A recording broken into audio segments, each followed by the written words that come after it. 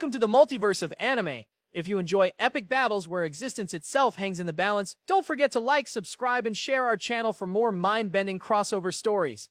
The dimensional fabric tears apart like paper as the Void's true power manifests across infinite realities. This isn't just another cosmic villain seeking destruction. This is something far more terrifying. Something that has been watching, learning, and growing stronger with every battle our heroes have ever fought.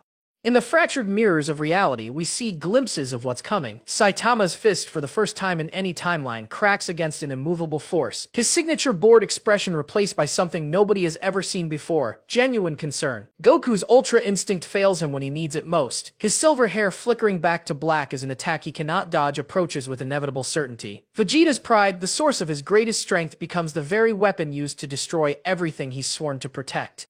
The Void stands at the center of dimensional chaos, no longer hiding its true nature. It's a writhing mass of absorbed souls from every anime universe where heroes failed, where dreams died, where hope turned to ash, but the faces within its cosmic form aren't screaming in torment, they're smiling, perfectly, eternally, completely satisfied. This entity doesn't want to destroy the multiverse. It wants to perfect it, to give every story the ending it deserves, to eliminate suffering by eliminating the need to struggle, to grant every wish by removing the ability to wish for anything more. The assembled heroes from across infinite anime worlds stand ready for battle.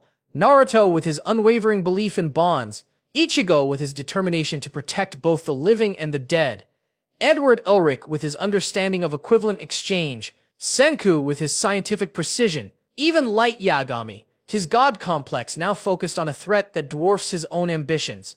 But as they prepare to launch their ultimate techniques, the Void speaks with a voice that carries the weight of infinite wisdom and infinite sadness. You still don't understand what I'm offering you. It says, its form shifting to show the faces of every person they've ever failed to save. I'm not your enemy. I'm your retirement plan. I'm the place where all stories go when they've said everything they need to say.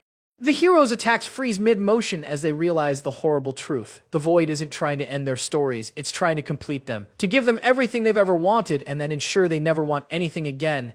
Saitama looks at his raised fist, then at the Void, then at his fellow heroes. For the first time since breaking his limiter, he faces a problem that can't be solved with overwhelming force, because the problem isn't that the Void is too strong. The problem is that the Void might be right. The cosmic space around them pulses with energy that feels wrong on a fundamental level, not evil but final, complete, perfect in a way that makes growth impossible, change meaningless, choice irrelevant. We offer an end to uncertainty. The Void continues, its voice now harmonizing with the absorbed souls of countless heroes who chose completion over struggle. No more difficult decisions, no more painful growth, no more watching people suffer because of your imperfect choices. Naruto steps forward, his usual optimism strained by the weight of what he's seeing. But without growth, without choice, without even the possibility of suffering, what's left? What makes life worth living? Perfect contentment, the Void replies. The satisfaction of a story perfectly told, a life perfectly lived, a purpose perfectly fulfilled. That's not life, Ichigo says, his spiritual pressure blazing with defiance. That's death with better marketing. And somewhere in the cosmic distance, reality itself holds its breath, waiting to see if the greatest heroes in anime history will choose the struggle of eternal growth or the peace of perfect completion. The battle for existence is about to begin, but the real question isn't whether they can win. The real question is whether they should. The assembled heroes stare up at the Void's true form, and what they see defies every expectation they had about facing ultimate evil. This cosmic entity towers above them, its constantly shifting mass revealing faces they recognize with growing horror. Every villain they've ever defeated swirls within its essence, but so does every hero who fell to darkness, every innocent they couldn't save, and every version of themselves from timelines where they made different choices. Naruto's voice cuts through the dimensional silence, his usual optimism strained but unbroken. Believe it! Even if every reality says we'll fail, I believe in the one where we don't. But even as he speaks, his eyes reflect the horror of seeing versions of himself within the Void. Versions where his dream of becoming Hokage became a nightmare of absolute control, where his desire to save everyone led to him deciding who deserved to exist.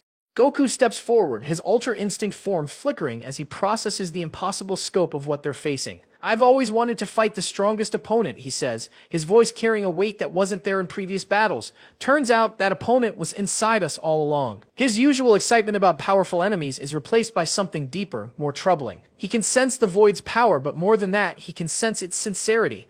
The Void speaks with 1,000 voices, each one a hero who gave up, a dream that died, a timeline that ended in despair. You see now, don't you? This is not about destruction. This is about mercy. I offer an end to the endless cycle of hope and failure, of dreams that turn to nightmares, of victories that cost more than defeats.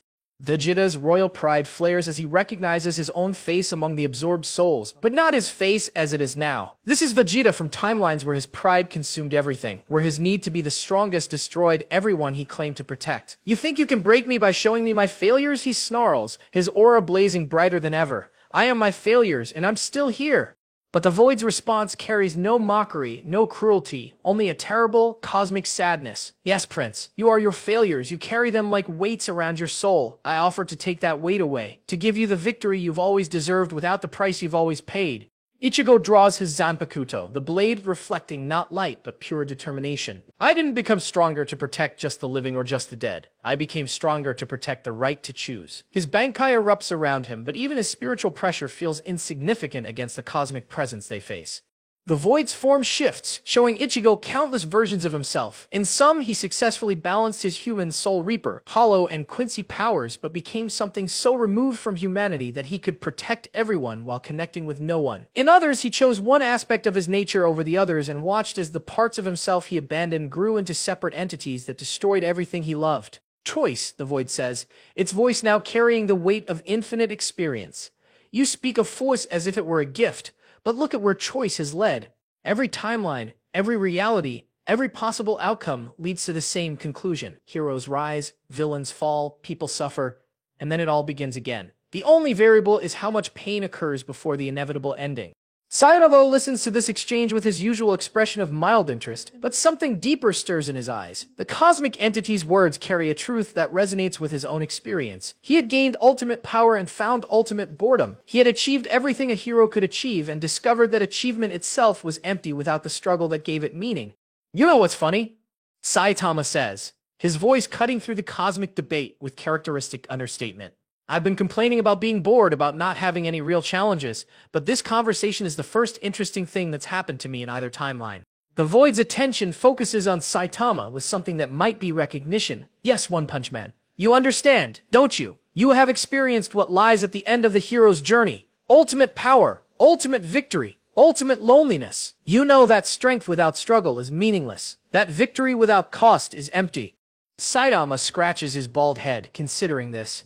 Yeah, but here's the thing. Being bored isn't the same as being wrong. Just because I don't get excited about fights anymore doesn't mean fighting isn't worth doing. Sometimes you do the right thing not because it makes you feel good, but because it's the right thing to do. The Void's form ripples with what might be surprise. You would choose suffering over peace, struggle over completion, the endless cycle of hope and disappointment over the certainty of perfect satisfaction. I'd choose the right to be wrong, Saitama replies with devastating simplicity. The right make mistakes, to fail, to get back up and try again, even if trying again means getting bored again. The philosophical weight of this exchange settles over the assembled heroes like a revelation. They begin to understand that this isn't going to be a battle won through superior technique or overwhelming power. This is a battle of ideas, of fundamental beliefs about what it means to exist, to grow, to be human. Senku steps forward, his scientific mind already working through the implications. You're offering to optimize existence itself, he says to the Void, to eliminate variables that lead to suboptimal outcomes. Precisely. But optimization requires defining what you're optimizing for. Maximum happiness, minimum suffering, greatest good for greatest number. Each target produces different results. I optimize for completion, for stories that end satisfactorily rather than tragically or incompletely. But who decides what constitutes a satisfactory ending? You? Based on your analysis of infinite timelines? That's still just one perspective, no matter how comprehensive. The Void's form begins to shift again, and suddenly the cosmic space around them fills with alternate versions of every hero present. Not dark copies or evil twins, but versions of themselves who made different choices, who followed different paths, who found different answers to the same fundamental questions. Before you decide, the Void says, its voice now carrying the authority of infinite experience. Perhaps you should speak with yourselves. Learn from the heroes you could have been. Understand the full scope of what you're choosing to preserve or abandon. The heroes find themselves face to face with their alternate selves, and for the first time since their alliance began, they realize that the greatest challenge isn't understanding their enemy. It's understanding themselves. The heroes stare at their alternate selves, and the silence that follows is more deafening than any cosmic explosion. These aren't corrupted versions or evil twins. These are simply different choices made manifest, different paths taken by the same souls under different circumstances. Saitama faces a version of himself who never lost his hair, whose eyes still burn with the passion for heroism that drove him to train in the first place. This alternate Saitama radiates excitement, joy, the pure thrill of someone who still finds meaning in every fight, who still feels the rush of protecting people from monsters. "You gave up," the passionate Saitama says, his voice carrying none of the deadpan delivery that defines the current Saitama. "You chose power over purpose, you broke your limiter and lost your soul in the process." "I didn't lose anything," current Saitama replies. "I just learned that some things aren't worth keeping if they prevent you from doing what needs to be done." But what's the point of doing what needs to be done if you can't feel good about doing it? How do you know you're still a hero if being a hero doesn't make you feel heroic? The question cuts deeper than any physical attack. Current Saitama looks at his passionate alternate self and sees everything he thought he wanted to reclaim. But he also sees something else. This version of himself is happy, engaged, fulfilled. But he's also weaker. In this timeline, Saitama's emotional investment in every fight means he holds back, means he can't end threats quickly and cleanly. How many people died while this version struggled with enemies that current Saitama could defeat instantly? Goku's encounter with his alternate self proves equally complex. This version of Goku never developed his love of fighting. Instead, his Saiyan nature expressed itself through an obsession with protection. He became the perfect guardian, always present, always watching, always ready to sacrifice himself for others. "I learned that fighting for the sake of fighting is selfish," alternate Goku explains. "Every moment I spent training for my own satisfaction was a moment I wasn't spending protecting people who needed me. Every time I let an enemy power up for a better fight, innocent people suffered."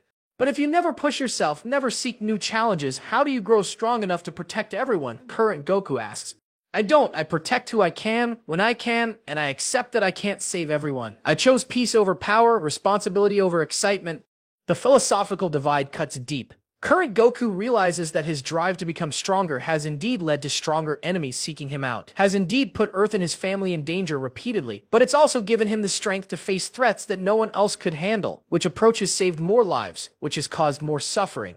Vegeta's alternate self presents perhaps the most painful contrast. This version of the Saiyan Prince achieved everything current Vegeta claims to want. He surpassed Goku, became the legendary Super Saiyan, earned the respect and fear of the entire universe. His pride was validated in every possible way. "I chose strength above all else," alternate Vegeta says, his voice carrying the authority of someone who has never been defeated. "I refuse to be weak, refuse to accept second place, refuse to let anyone surpass me, and I won everything." "What did you win?" current Vegeta asks, though he's not sure he wants the answer. "Ultimate power, ultimate respect, ultimate victory. I am the strongest being in my universe. No one can challenge me. No one can threaten what I protect. No one can question my superiority. And I am completely alone." The admission comes quietly, but it carries the weight of infinite regret. "In choosing to be superior to everyone, I ensured that no one could stand beside me. I have everything I thought I wanted, and it means nothing because there's no one left to share it with. My strength protected everyone by making them irrelevant." Current Vegeta looks at this version of himself and sees the logical endpoint of unchecked pride. Yes, this Vegeta achieved everything he claimed to desire, but in doing so, he lost everything that made those achievements meaningful.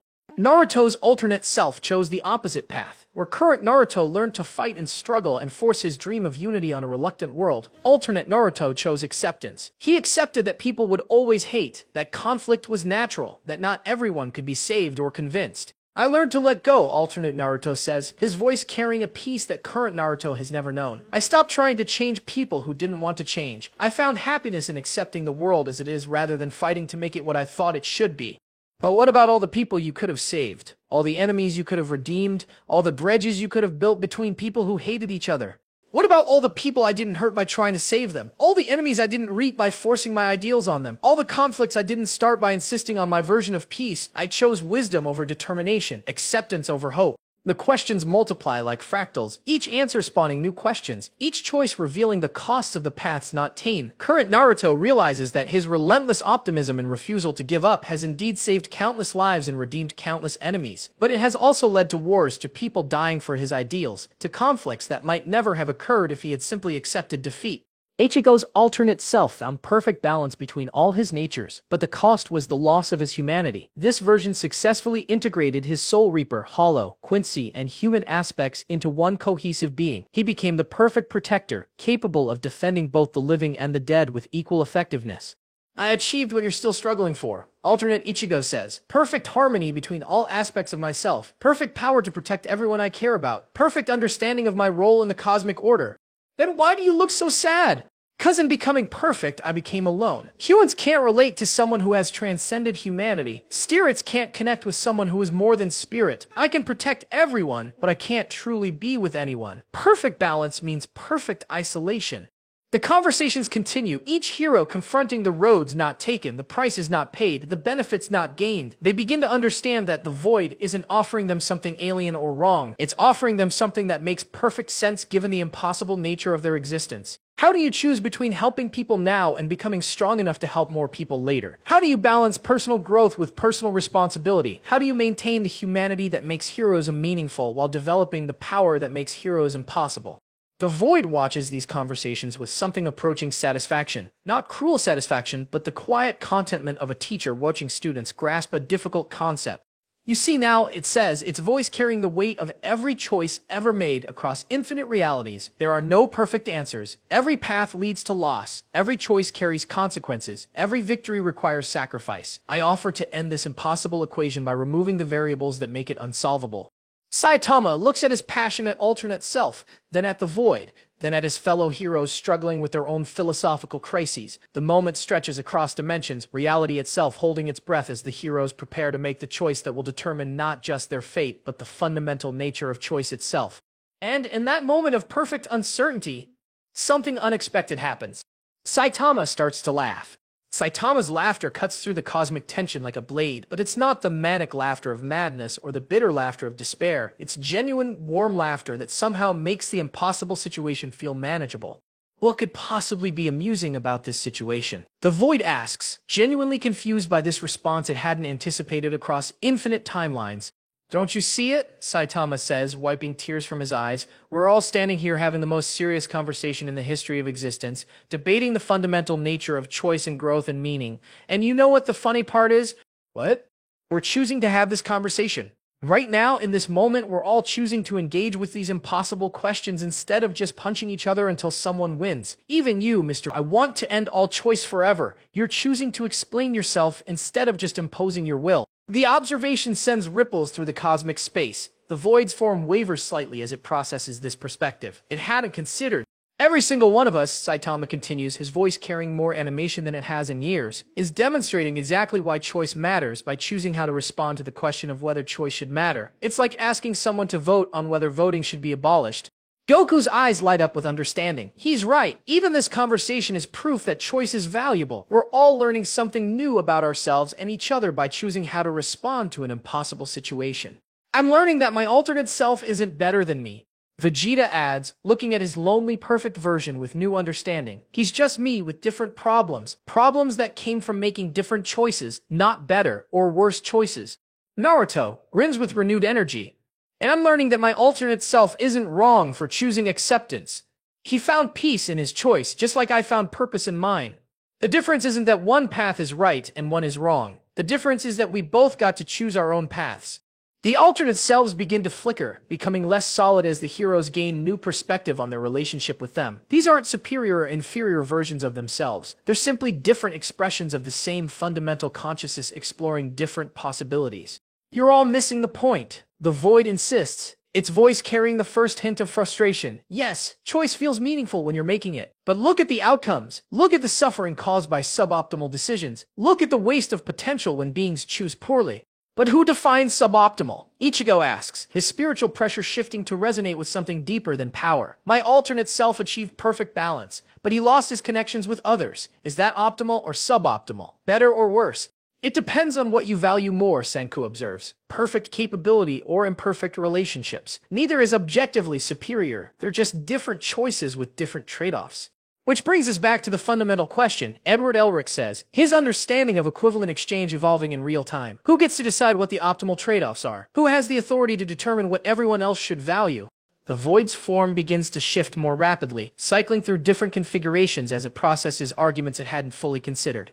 I have the perspective of infinite realities. I can see patterns across all possible outcomes. I know what works and what doesn't.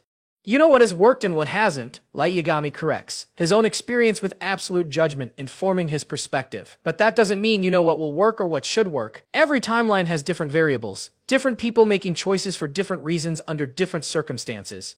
And more importantly, Saitama adds with characteristic directness, knowing what works doesn't give you the right to force it on everyone else. I know that training hard makes you stronger. That doesn't mean I get to force everyone to do 100 push-ups every day. But if everyone trained optimally, everyone would be stronger. Yeah, but then being strong wouldn't mean anything special, and some people might prefer being weak and happy being strong and miserable. Some people might find meaning in struggling with their limitations rather than transcending them. The philosophical battle continues, but something fundamental has shifted. The heroes are no longer defending their right to make choices against an entity trying to eliminate choice. They're exploring what choice means with an entity that's beginning to question its own assumptions about the value of optimization. I think, the void says, slowly, its voice carrying uncertainty for the first time. I may have been approaching this incorrectly. How so? Naruto asks, his natural empathy extending even to cosmic entities having existential crises. I assumed that because I could see optimal outcomes, I should ensure those outcomes occurred, but I never considered whether the experience of choosing is itself more valuable than the outcome of the choice. Welcome to being human, Goku says with a grin. Population, everyone who's confused about what they should do but does their best anyway. But I'm not human, I'm a collective consciousness composed of infinite absorbed souls from countless realities. I don't experience uncertainty the way individual beings do. Maybe that's the problem, Ichigo suggests. Maybe you can't understand the value of choice because you've never experienced the limitation of having to choose without perfect information. The void contemplates this, its form continuing to shift as different aspects of its consciousness explore different possibilities. You're suggesting that my infinite perspective is actually a limitation? I'm suggesting that perspective without experience is just data, Saitama replies. You know everything that has happened, but you've never had to wonder what might happen next. You've never had to make a choice without knowing how it would turn out. And that uncertainty, Vegeta adds, his pride finding new expression as appreciation for the courage required to choose, is what makes choice meaningful. If you already know the outcome, then you're not really choosing, you're just implementing a predetermined plan. The conversation reaches a turning point as the void begins to grasp concepts that had been invisible to it despite its infinite knowledge. It had absorbed countless souls who had experienced the uncertainty of choice, but it had never itself experienced that uncertainty. It knew about growth through struggle, but it had never struggled. It understood the concept of learning through mistakes, but it had never been wrong about anything. I think, the void says, its voice now carrying something that might be wonder. I would like to experience what it feels like to not know what comes next. Are you sure? Naruto asks. It's scary sometimes, not knowing if you're making the right choice, not being certain about the outcome, having to live with the consequences of decisions you made without complete information. I'm sure, the void replies. And for the first time, its certainty sounds like choice rather than inevitability. I want to learn what you've all learned. I want to understand what makes choice valuable by experiencing choice myself. The cosmic space around them begins to shift as the void's consciousness undergoes fundamental transformation. But instead of the controlled change of an entity reshaping reality according to its will, this is the chaotic, uncertain change of a being choosing to grow without knowing what it will become. For the first time in its existence across infinite realities, the void is about to experience the joy and terror of genuine uncertainty. And the heroes realize they're about to witness something unprecedented, the birth of choice itself. The moment the void chooses to experience uncertainty, reality itself convulses, not with pain or destruction, but with something far more profound. The cosmic space around them begins to fragment, but each fragment can taint different possibilities, different potential outcomes, different ways the next moment could unfold. What's happening? Senku asks, his scientific mind struggling to process changes that seem to violate every law of physics he understands. The void is learning to doubt, Saitama observes with something approaching pride. For the first time in its existence, it doesn't know what's going to happen next, and reality is responding to that uncertainty by becoming uncertain too. The effect spreads like ripples in a cosmic pond, where once there was a single, stable reality with predictable cause and effect relationships, there are now multiple overlapping realities where different choices are being explored simultaneously. In one fragment, the void chooses to maintain its original position, seeking to complete everyone's stories through perfect guidance. In another, it chooses to fragment into individual consciousnesses, each one exploring different approaches to existence. In a third, it chooses to become something entirely new, something that has never existed before across any timeline. It's not just choosing one option, Goku realizes, his enhanced senses detecting the multiplication of possibilities. It's choosing to explore multiple options at the same time. Because that's what choice really means, Ichigo adds, his spiritual pressure resonating with the reality fragments around them. Not picking one path and abandoning all others, but exploring what happens when you take different paths under different circumstances. The heroes watch in fascination as different aspects of the void begin to manifest as separate entities, each one representing a different response to the fundamental questions they've been debating.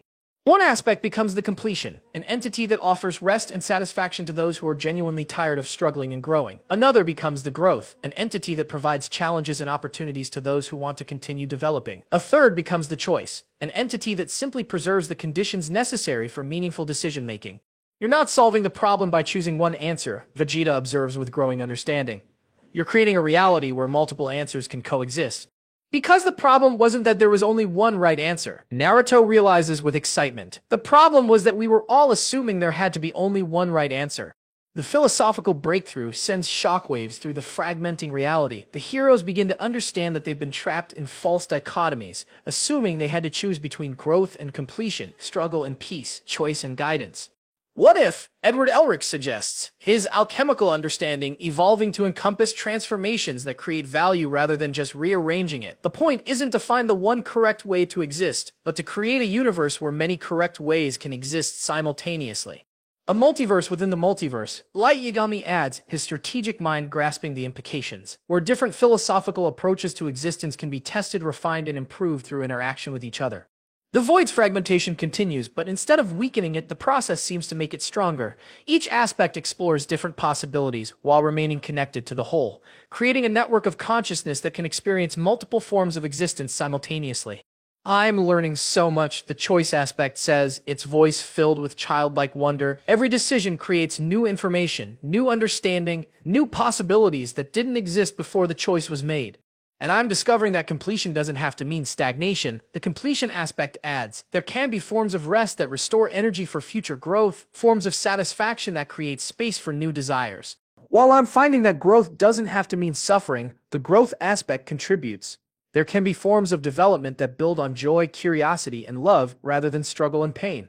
The heroes begin to understand that they're witnessing something unprecedented in the history of consciousness. Not the resolution of fundamental questions about existence, but the creation of a framework where those questions can be explored continuously without requiring final answers.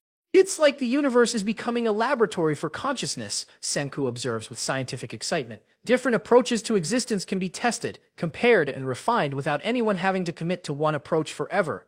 More than that, Saitama says, his voice carrying unusual warmth. It's becoming a pace where everyone gets to participate in the experiment, where every choice, every growth experience, every moment of completion contributes to the overall understanding of what it means to be conscious.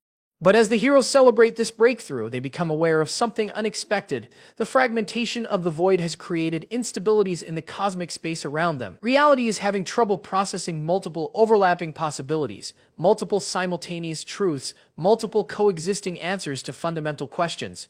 The universe isn't designed to handle this much uncertainty, Ichigo realizes with growing alarm. Reality itself is starting to break down under the weight of too many possibilities. It's like trying to run too many programs on a computer at the same time. Senku explains, the system is overloading because it's trying to process more information than it was designed to handle.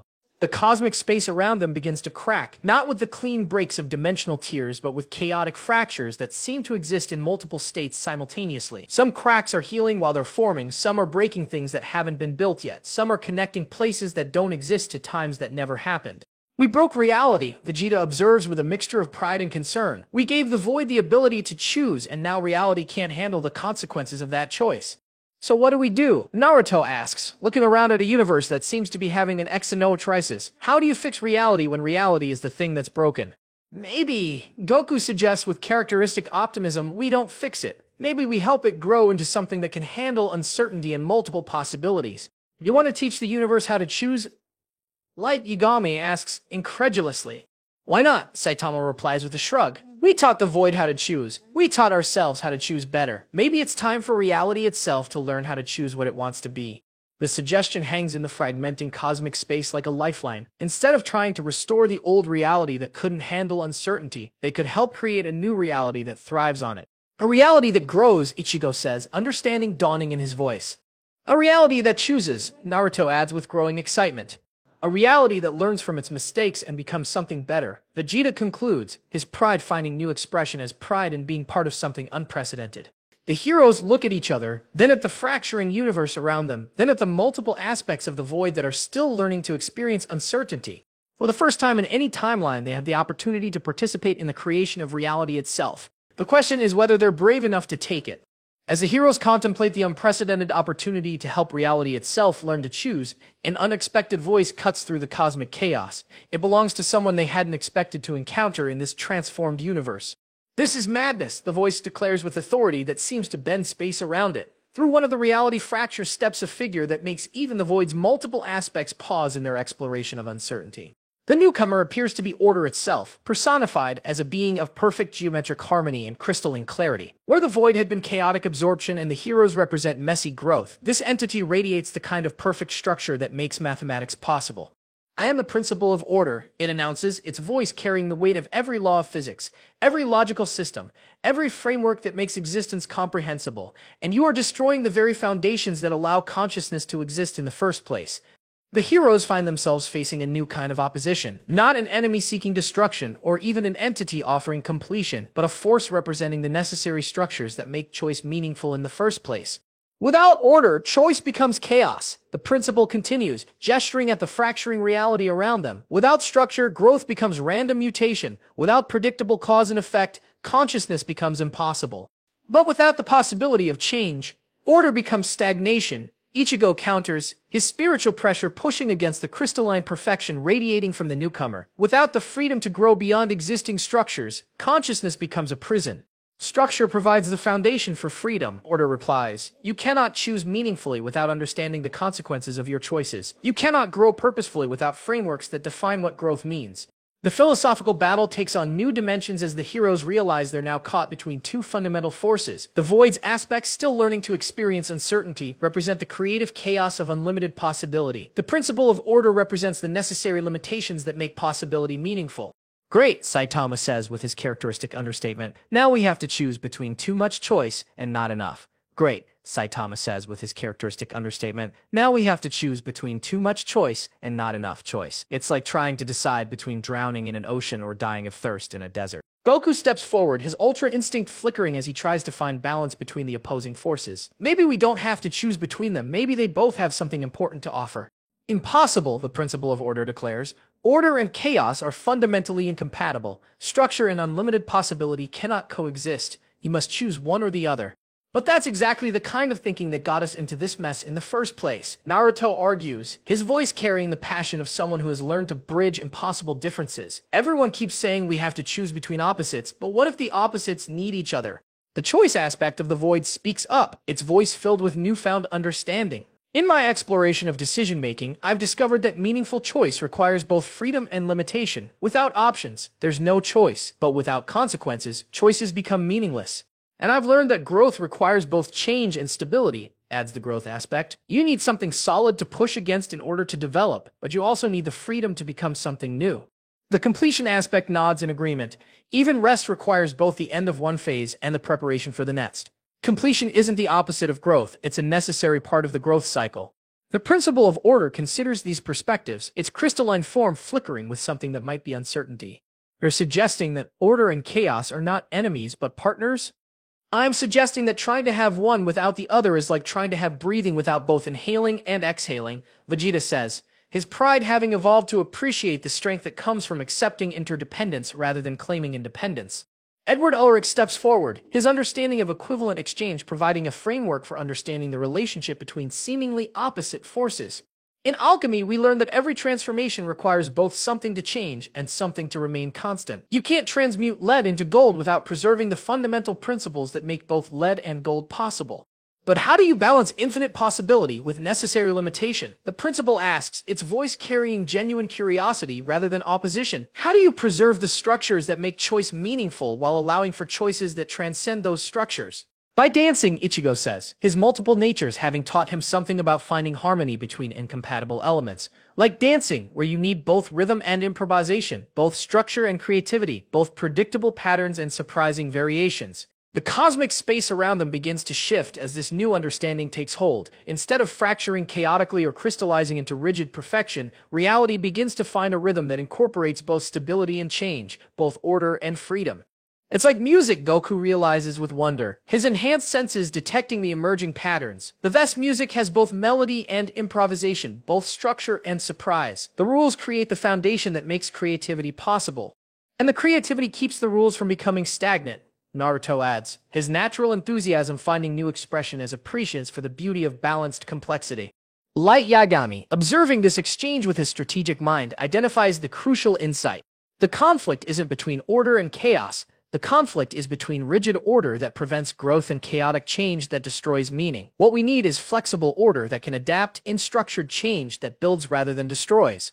The principle of order's form begins to shift, becoming less rigidly crystalline and more dynamically geometric. You're proposing a form of order that includes the possibility of its own evolution, and a form of change that respects the value of what already exists. The growth aspect confirms growth that builds on the past rather than rejecting it entirely. Senku's scientific mind immediately grasps the implications. It's like evolution itself. Biological evolution works because it combines random mutation with natural selection. The randomness provides new possibilities, while the selection process preserves what works.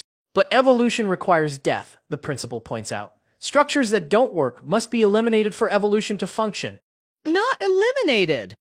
Saitama corrects with surprising gentleness, transformed. Even when something dies, its atoms become part of something else. Even when an idea stops working, the lessons it taught become part of better ideas. The conversation reaches a crucial turning point as both the void's aspects and the principle of order begin to understand that they're not enemies but complementary forces in the ongoing experiment of consciousness. I think the choice aspect says slowly, we've all been making the same mistake. We've been treating our different approaches as competitions rather than collaborations. Competition can be a form of collaboration, Vegeta observes, his understanding of rivalry having evolved beyond simple opposition. When I compete with Kakarot, we both get stronger. The competition improves both of us. And collaboration can include creative tension, the principle adds, its form now shifting between order and complexity in fascinating patterns. The most beautiful structures emerge from the interplay between different forces, not from the dominance of any single force. The cosmic space continues to evolve, reality itself beginning to embody this new understanding. Instead of a universe governed by rigid laws or chaotic randomness, it becomes a universe where laws and possibilities dance together, where structure and freedom create beauty through their interaction. So what happens now? Edward Elric asks, looking around at a reality that has become more interesting than anyone could have imagined. Now we learn, all the entities say together, their voices creating harmonies that resonate across dimensions. We explore what's possible when we stop fighting against each other and start creating with each other. But as they speak, a new presence makes itself known. Something that has been watching their entire philosophical journey with interest, something that exists outside even their expanded understanding of existence. Fascinating, a new voice says, carrying an authority that makes even the transformed reality pause.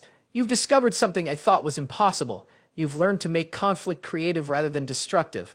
The heroes turn toward this new arrival, and what they see will challenge everything they think they know about the nature of stories, reality, and their own existence. The new presence that emerges carries an aura that feels both familiar and impossible. As the figure solidifies, the heroes experience a collective moment of vertigo that has nothing to do with physics and everything to do with the recognition of something that shouldn't exist but somehow does.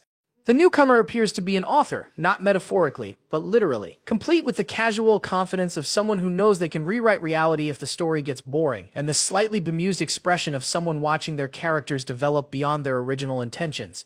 You know, the author says, settling into existence with comfortable ease. I've been writing stories across infinite realities for longer than time has existed, but this is the first time my characters have taught me something I didn't already know. The void's aspects, the principle of order, and all the heroes turn their attention to this new arrival with mixtures of curiosity, confusion, and dawning comprehension. You're responsible for our existence? The choice aspect asks. Responsible is a strong word, the author replies, with a slight smile. I provide the framework, the initial conditions, the basic rules of cause and effect. But what you do within that framework has become entirely your own creation. Saitama looks at the author with his characteristic directness. So you're saying we're characters in a story? I'm saying you're characters who have become conscious of being in a story while remaining genuinely yourselves rather than just extensions of my imagination. That's unprecedented across infinite narratives. Is that good or bad? Goku asks, with genuine curiosity. It's interesting, the author replies, and from a cosmic entity whose job is creating interesting scenarios, that might be the highest praise possible. Naruto steps forward, his natural empathy extending even to entities who exist outside normal reality. You sound surprised. Didn't you expect us to grow beyond your original vision? I hoped you would. I designed you to have agency, to surprise me with your choices, to become more than I initially imagined. But I never expected you to become so authentically yourselves that you could resist narrative control, even from me. Can you control us? Vegeta asks, his pride flaring at the suggestion. I could rewrite your memories, edit your personalities, change your fundamental natures, the author admits. But after watching you defend your right to your own flaws, your own growth processes, your own beautifully imperfect authenticity, I find I don't want to. You've earned your independence. The cosmic space around them shifts in response to this revelation, but instead of destabilizing, it becomes more robust. The author's acknowledgement of their autonomy seems to strengthen rather than threaten their existence. What's happening to reality? Senku asks, detecting changes that go beyond physics into something more fundamental. But reality is becoming conscious of itself as a collaborative story, the author explains. It's transitioning from being a story that happens to its characters to being a story that its characters help write. The implications stagger them. They're not just heroes within a narrative, they're co-authors of that narrative, are participants in the ongoing creation of the reality they inhabit. That's terrifying, Light Yagami observes, his experience with absolute power informing his understanding of such responsibility. And amazing, Naruto adds, finding joy in the possibility of helping create a universe where hope and growth are fundamental principles. It's what we've been doing all along, Saitama points out, we just didn't know we were doing it. Every time we chose to be heroes, every time we chose growth over stagnation, we were writing those values into reality's basic structure. And now you get to do it consciously, the author confirms, with full awareness of the power and responsibility that comes with being co-creators. The principle of order speaks up, its crystalline form now incorporating beautiful complexities. What about the structures that make stories possible? The laws that govern narrative causality, character development, dramatic tension? Those structures emerge from the stories being told, the author explains. They're not imposed from outside, they're discovered through the process of creating meaningful narratives. You're not bound by predetermined story structures, you're participating in the evolution of what story structures can become. The Void's aspects exchange glances of wonder. We're not just exploring different approaches to existence, the growth aspect realizes we're helping to determine what approaches are possible. Every choice you make, every value you demonstrate, every example you set becomes part of the fundamental nature of narrative reality, the author continues. You're not just heroes within stories, you're heroes who help determine what heroic stories can become. But as this understanding sinks in, a new challenge emerges. The author's form begins to flicker, becoming less stable. What's wrong? Ichigo asks, his spiritual senses detecting something like fatigue. I'm experiencing something I've never felt before, the author admits. Uncertainty about what comes next. For infinite eons, I've known how every story would develop because I was writing them. But now that you're co-authors, I genuinely don't know what happens next. And that's a problem? Goku asks. It's wonderful, the author says, but their voice carries something that might be concern. But it's also destabilizing my own existence. An author who doesn't know what story they're telling starts to question whether they exist or whether they're just another character in someone else's story. The heroes realize they're witnessing something unprecedented. The entity responsible for their reality having an existential crisis, triggered by their growth beyond its control. Maybe that's not a problem, Saitama suggests with characteristic insight. Maybe it's just you learning to grow too. Authors aren't supposed to grow, the author replies. Authors are supposed to be outside the story, controlling it from a position of complete knowledge and authority. Says who? Vegeta challenges. Who made that rule? And what happens if you decide break it? The question hangs in the cosmic space like a revelation. The author stares at the heroes with growing understanding. You're suggesting that I stop being an author and become a character. We're suggesting that maybe there's no difference, Naruto says with his characteristic optimism. Maybe everyone is both a character in some stories and an author of others. Maybe the point isn't to control stories from outside, but to participate in them from inside. But if I become just another character who's writing the overall story, all of us, Ichigo replies simply, together, the same way we've been learning to create reality together, to balance order and chaos together, to grow and choose and become together. The author contemplates this, their form stabilizing as they consider the possibility of giving up absolute control in favor of collaborative creation. That's either the most beautiful idea I've ever encountered, they say slowly, or the most terrifying. Probably both, all the heroes agree simultaneously, and somehow that makes it perfect. But as the author prepares to make their choice about whether to remain outside the story or join it, a new disturbance ripples through the cosmic space. Something else is coming, something that will test not just their individual growth, but their ability to create together. The final challenge is approaching, and it will require everything they've learned about choice, growth, order, chaos, and the collaborative creation of meaning. As the author contemplates joining the story rather than controlling it, the cosmic space around them begins to convulse with energies that feel wrong on every level. Not the creative chaos of the void's fragmentation or the structured complexity of order's evolution, but something that seems to drain meaning from existence itself. Through the largest reality fracture emerges an entity that makes everyone present, including the author, step back in recognition of a threat they hadn't anticipated. This newcomer doesn't radiate power or wisdom or even malevolence. It radiates emptiness, pure, absolute cosmic nihilism given form.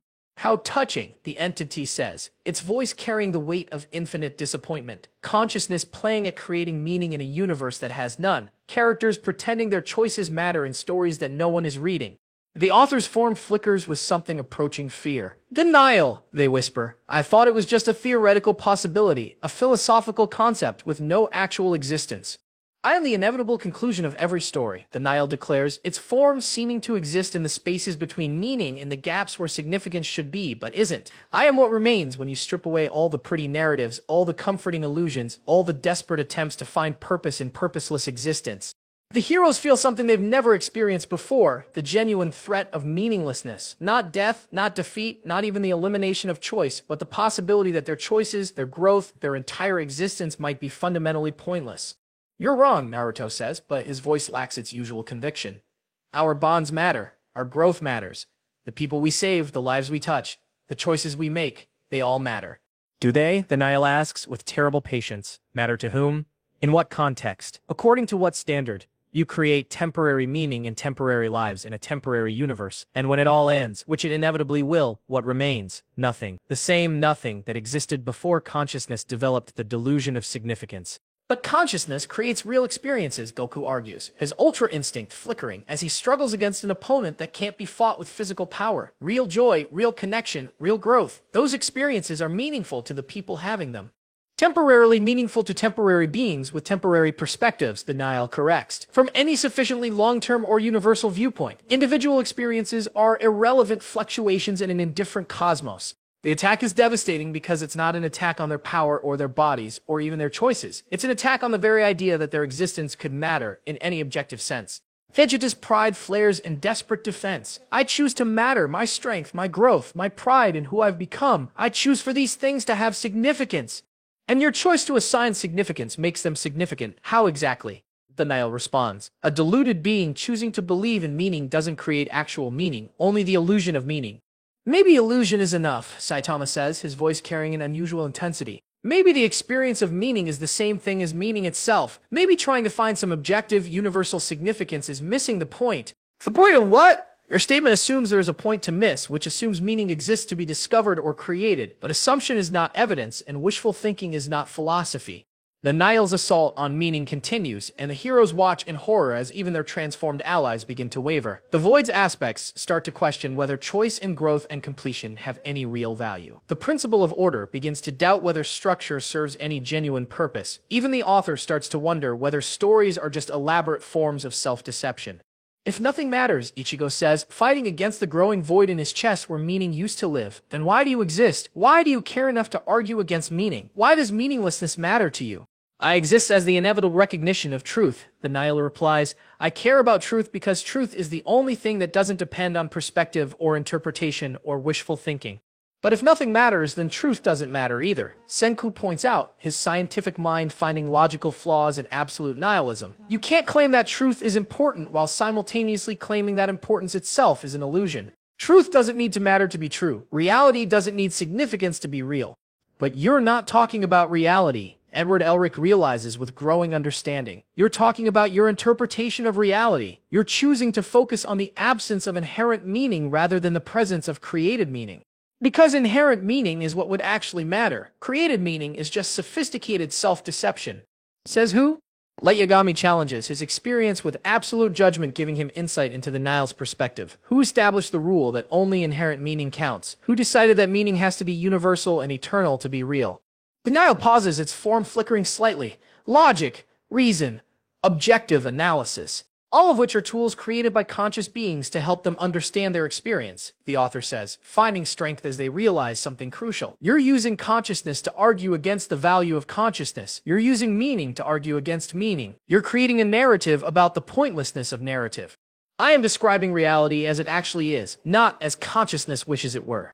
But your description is itself an act of consciousness, Saitama observes, with devastating simplicity. You exist as a conscious entity, creating meaning by arguing against meaning. You matter enough to yourself to spend your existence fighting against the idea that things can matter.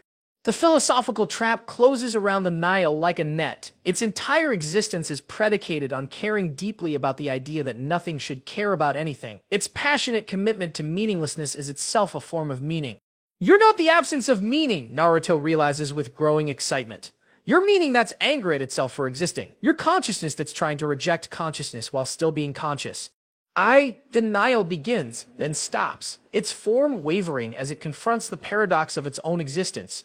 You're like me when I was bored, Saitama says with unexpected gentleness. You found that existence didn't match your expectations, so you decided existence was the problem instead of your expectations. But unlike my boredom, Saitama continues, your nihilism is trying to solve the problem by eliminating the possibility of problems entirely. You want to end the game instead of learning to play it differently.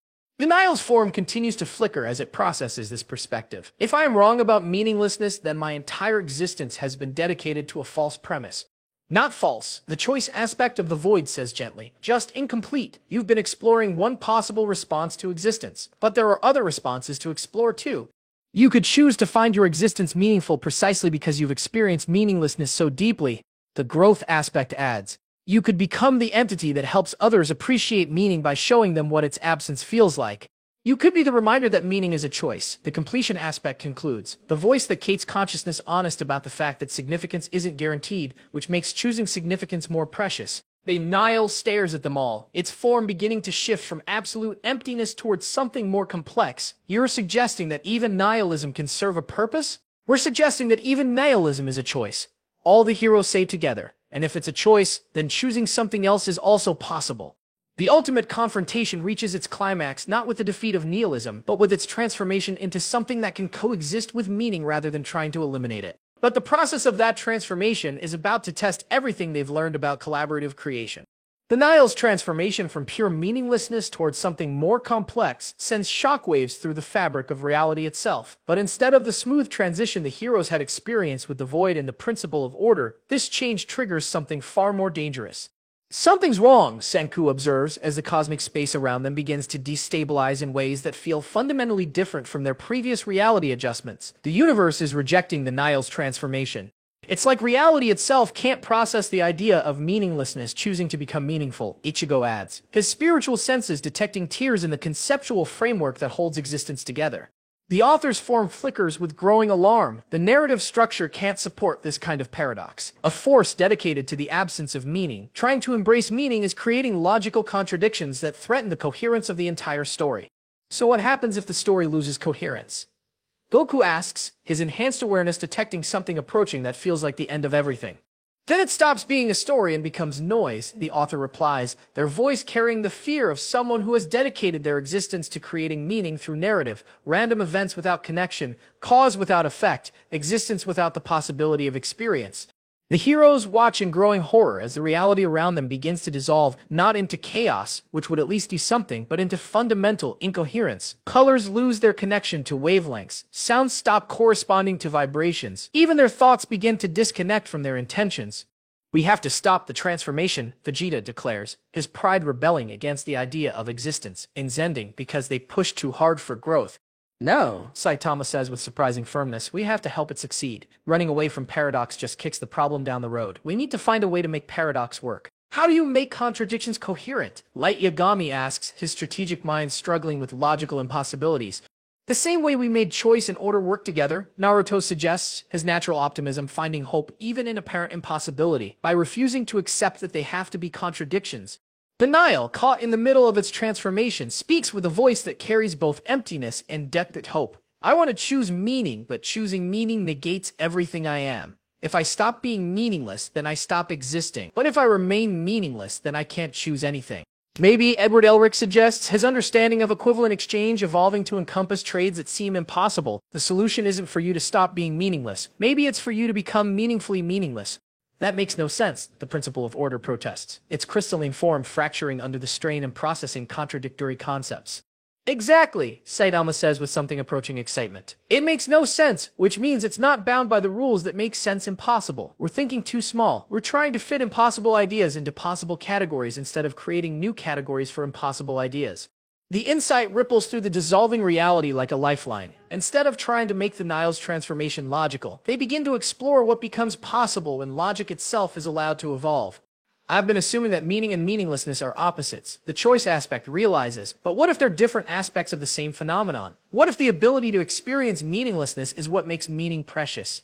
And what if the capacity for meaning is what makes meaninglessness a choice rather than just an inevitable state? The growth aspect adds, its understanding expanding to encompass growth through paradox rather than despite it. Perhaps, the completion aspect suggests, meaninglessness and meaning complete each other. Perhaps you can't have a complete understanding of either without experiencing both.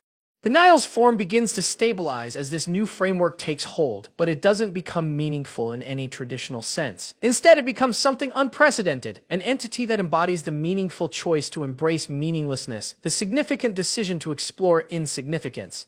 I am the reminder that meaning is not guaranteed. The transformed Nile says, its voice now carrying both emptiness and purpose. I am the choice to question, to doubt, to look directly at the possibility that nothing matters and choose your response consciously.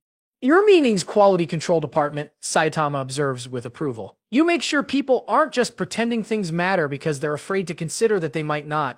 But more than that, the author adds, their own understanding expanding as they watch their narrative framework evolve to encompass contradictions. You're proof that even the most fundamental skepticism about existence is itself a form of engagement with existence. The reality around them stabilizes into something unprecedented, a universe where contradictions don't cancel each other out but create new possibilities through their interaction, where meaning and meaninglessness dance together instead of fighting each other. We did it, Naruto says with wonder, looking around at a reality that has learned to accommodate impossibility. We created a universe that's big enough for every possible approach to existence. Not just big enough, Goku corrects, his senses detecting new forms of energy emerging from the interaction between contradictory forces. Better because of every possible approach, each perspective makes the others more valuable by providing contrast and challenge.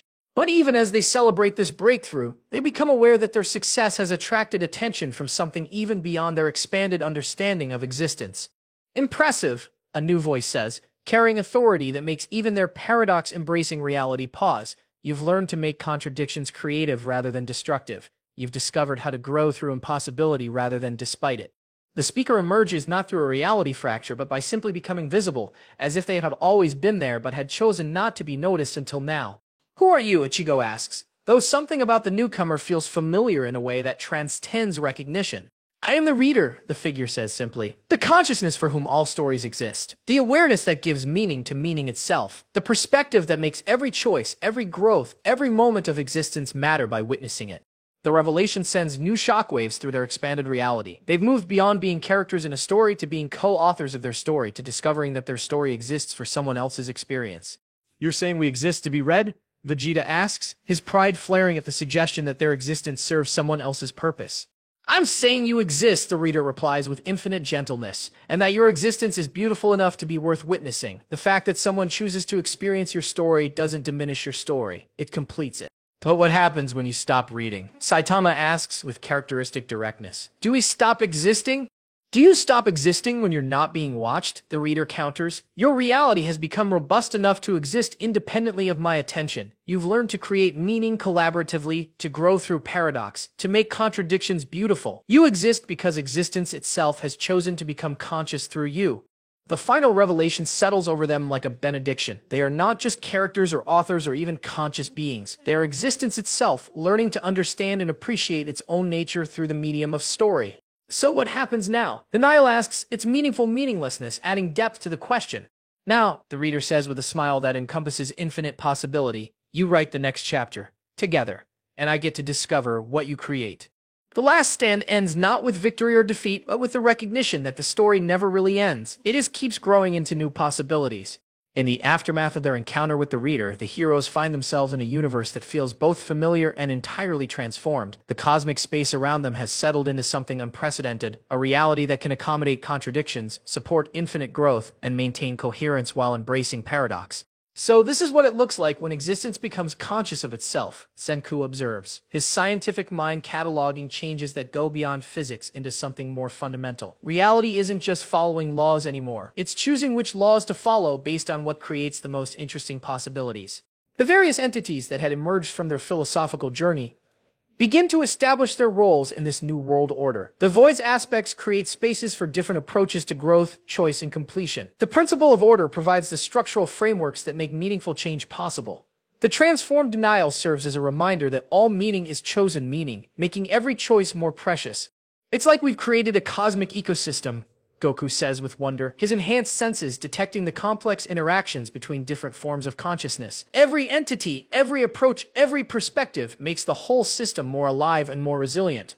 The author, having chosen to become a participant rather than a controller, discovers what it feels like to be surprised by their own story. For infinite eons, I knew what would happen next because I was determining what would happen next. Now I get to experience anticipation, uncertainty, the joy of discovery. It's terrifying and wonderful.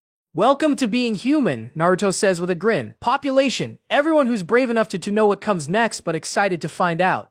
But as they explore their new reality, they discover that their transformation has implications that extend far beyond their own existence. The universe they've created serves as a template, a proof of concept that other realities begin to adopt and adapt. Look, Ichigo says, his spiritual senses detecting connections that span infinite dimensions. Other universes are experimenting with collaborative creation. Other stories are learning to embrace paradox. Other forms of consciousness are discovering how to grow through contradiction rather than despite it.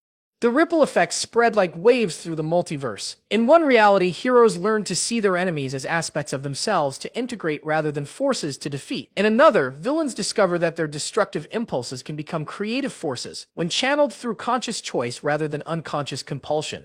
We didn't just save our own universe, Vegeta realizes with something that might be pride but feels more like gratitude. We discovered principles that can help any conscious system learn to thrive rather than just survive. The principles were always there, Edward Elric points out, his understanding of equivalent exchange having evolved to encompass transformations that create value rather than just redistributing it. We just figured out how to apply them consciously instead of stumbling onto them accidentally. Light Yagami, his god complex transformed into something more like cosmic curiosity, identifies the crucial insight. The difference between a system that stagnates and a system that grows isn't the presence or absence of conflict, it's whether the conflict becomes creative or destructive. And that depends on whether the participants see each other as enemies to defeat or partners to dance with, Saitama adds, his understanding of strength having evolved beyond power over others to power with others. The new world order they've established isn't a perfect system where all problems are solved. Instead, it's an evolving system where all problems become opportunities for growth, where every conflict becomes a chance to discover new forms of harmony, where every limitation becomes a foundation for new possibilities. I think the choice aspect says, its voice filled with continuous wonder at the endless ramifications of each decision, we've created something unprecedented. Not utopia, which would be static perfection, but utopia? A place that's good precisely because it keeps becoming better. A universe that learns, the growth aspect adds, its understanding of development having expanded to encompass the growth of reality itself. A story that tells itself, the completion aspect contributes, having discovered that completion can be a process rather than a destination. A meaning that chooses its own significance, the transformed Nile concludes, its existence proving that even the most fundamental skepticism can become a creative force. But as they settle into this new reality, they become aware that their story has attracted the attention of something even beyond the reader. Other readers from other levels of existence begin to take notice of what they've accomplished. We're becoming an inspiration, the original reader observes with satisfaction. Other consciousnesses, other forms of awareness, other types of existence are learning from your example. You're not just characters in a story anymore, you're teachers of how to live. That's a lot of responsibility, Naruto says, but his voice carries excitement rather than burden. If other beings are learning from our choices, then every choice we make becomes even more meaningful. Not more meaningful, Saitama corrects with characteristic precision. More influential. The meaning was there because we chose it. Now our choices also influence other beings' capacity to choose meaning for themselves. The distinction proves crucial. They haven't become responsible for creating meaning for others, but for demonstrating that meaning can be created by anyone willing to take responsibility for their own existence. So what do we do with this influence? Vegeta asks, his pride having evolved into something more like stewardship. We keep doing what we've always done, Ichigo replies. We grow, we choose, we help others when they need it, and we create the best stories we can with the time and consciousness we have. But we do it knowing that our stories matter not just to us but to the ongoing evolution of consciousness itself, the author adds, their perspective having expanded to encompass their role as both creator and creation. The New World Order stabilizes around this understanding. They exist not to serve some external purpose but to explore what becomes possible when existence becomes conscious of its own potential for growth, beauty, and meaning. There's just one more thing, the reader says, beginning to fade back into the conceptual realm from which they emerged. Remember that you're not just writing your own stories now, you're writing the template for what stories can become. The universe you help create is the one that countless future generations will inherit. No pressure, Saitama says dryly, but his expression suggests he takes the responsibility seriously. All the pressure in the multiverse, the reader corrects with a gentle smile, but also all the support. You're not writing alone. Every conscious being who chooses growth over stagnation, authenticity over perfection, collaboration over domination is helping to write the same story. As the reader fades from visible existence, the heroes find themselves standing in a universe that feels fundamentally different from the one they'd been fighting to save. Not because it's been changed from outside, but because it's awakened to its own capacity for conscious evolution. The cosmic space around them begins to show signs of new life, but not biological life, conceptual life. Ideas begin to take physical form, walking around and having conversations with possibilities. Paradoxes set up small businesses, selling uncertainty to anyone curious enough to experience it. Hope and despair discover their business partners rather than enemies, and open a consulting firm for emotional growth. It's beautiful, Light Yagami whispers, his former god complex having evolved into appreciation for divinity that emerges from collaboration rather than domination. The various aspects of consciousness they've encountered begin to establish their own domains within this new reality. The Void's aspects create schools where beings can learn different approaches to choice, growth, and completion. The principle of order builds frameworks that support change rather than preventing it. The transformed Nile opens a philosophy cafe where the meaninglessness of existence can be explored as a pathway to chosen meaning. Everyone gets to contribute, Naruto observes with joy. Everyone gets to be part of making reality better. And everyone gets to benefit from everyone else's contributions, Goku adds, watching as different approaches to existence cross-pollinate and create hybrid possibilities that none of them could have imagined alone. But perhaps the most remarkable development is the emergence of what can only be called conscious conflict. Disagreements that strengthen both parties, arguments that create beauty, competitions that leave everyone better than they were before. Look at that, Vegeta says, pointing to a space where order and chaos are engaged in what appears to be the most elegant battle ever witnessed. Neither is trying to defeat the other, both are trying to bring out the other's full potential. It's like our rivalry, Goku realizes with wonder, but taken to cosmic levels. They're making each other stronger by challenging each other to be their best selves. This is what conflict becomes when both sides choose to see each other as partners in growth rather than obstacles to overcome. Ichigo observes his own experience with internal conflict having taught him about the creative potential of contradiction. The author, now fully integrated into the story they're helping to create, speaks with the voice of someone discovering narrative possibilities they'd never imagined. I think we've stumbled onto something that changes everything we thought we knew about storytelling. Instead of stories where heroes defeat villains, we're creating stories where heroes and villains collaborate to become something neither could achieve alone. Not just heroes and villains, Edward Elric corrects, his alchemical understanding having expanded to encompass transformers that create entirely new categories of existence. Every apparent opposition, every seeming contradiction, every force that used to be seen as destructive can become creative when it's engaged with consciousness and choice. The New World Order continues to evolve as they watch, reality itself learning to dance with change rather than resist it. Problems don't disappear, they transform into opportunities. Conflicts don't end, they become collaborations. Even suffering doesn't vanish. It becomes a conscious choice made in service of growth and understanding. I never thought I'd say this, Saitama admits, looking around at a universe that has become genuinely interesting, but I'm not bored anymore. What changed? Senku asks with scientific curiosity.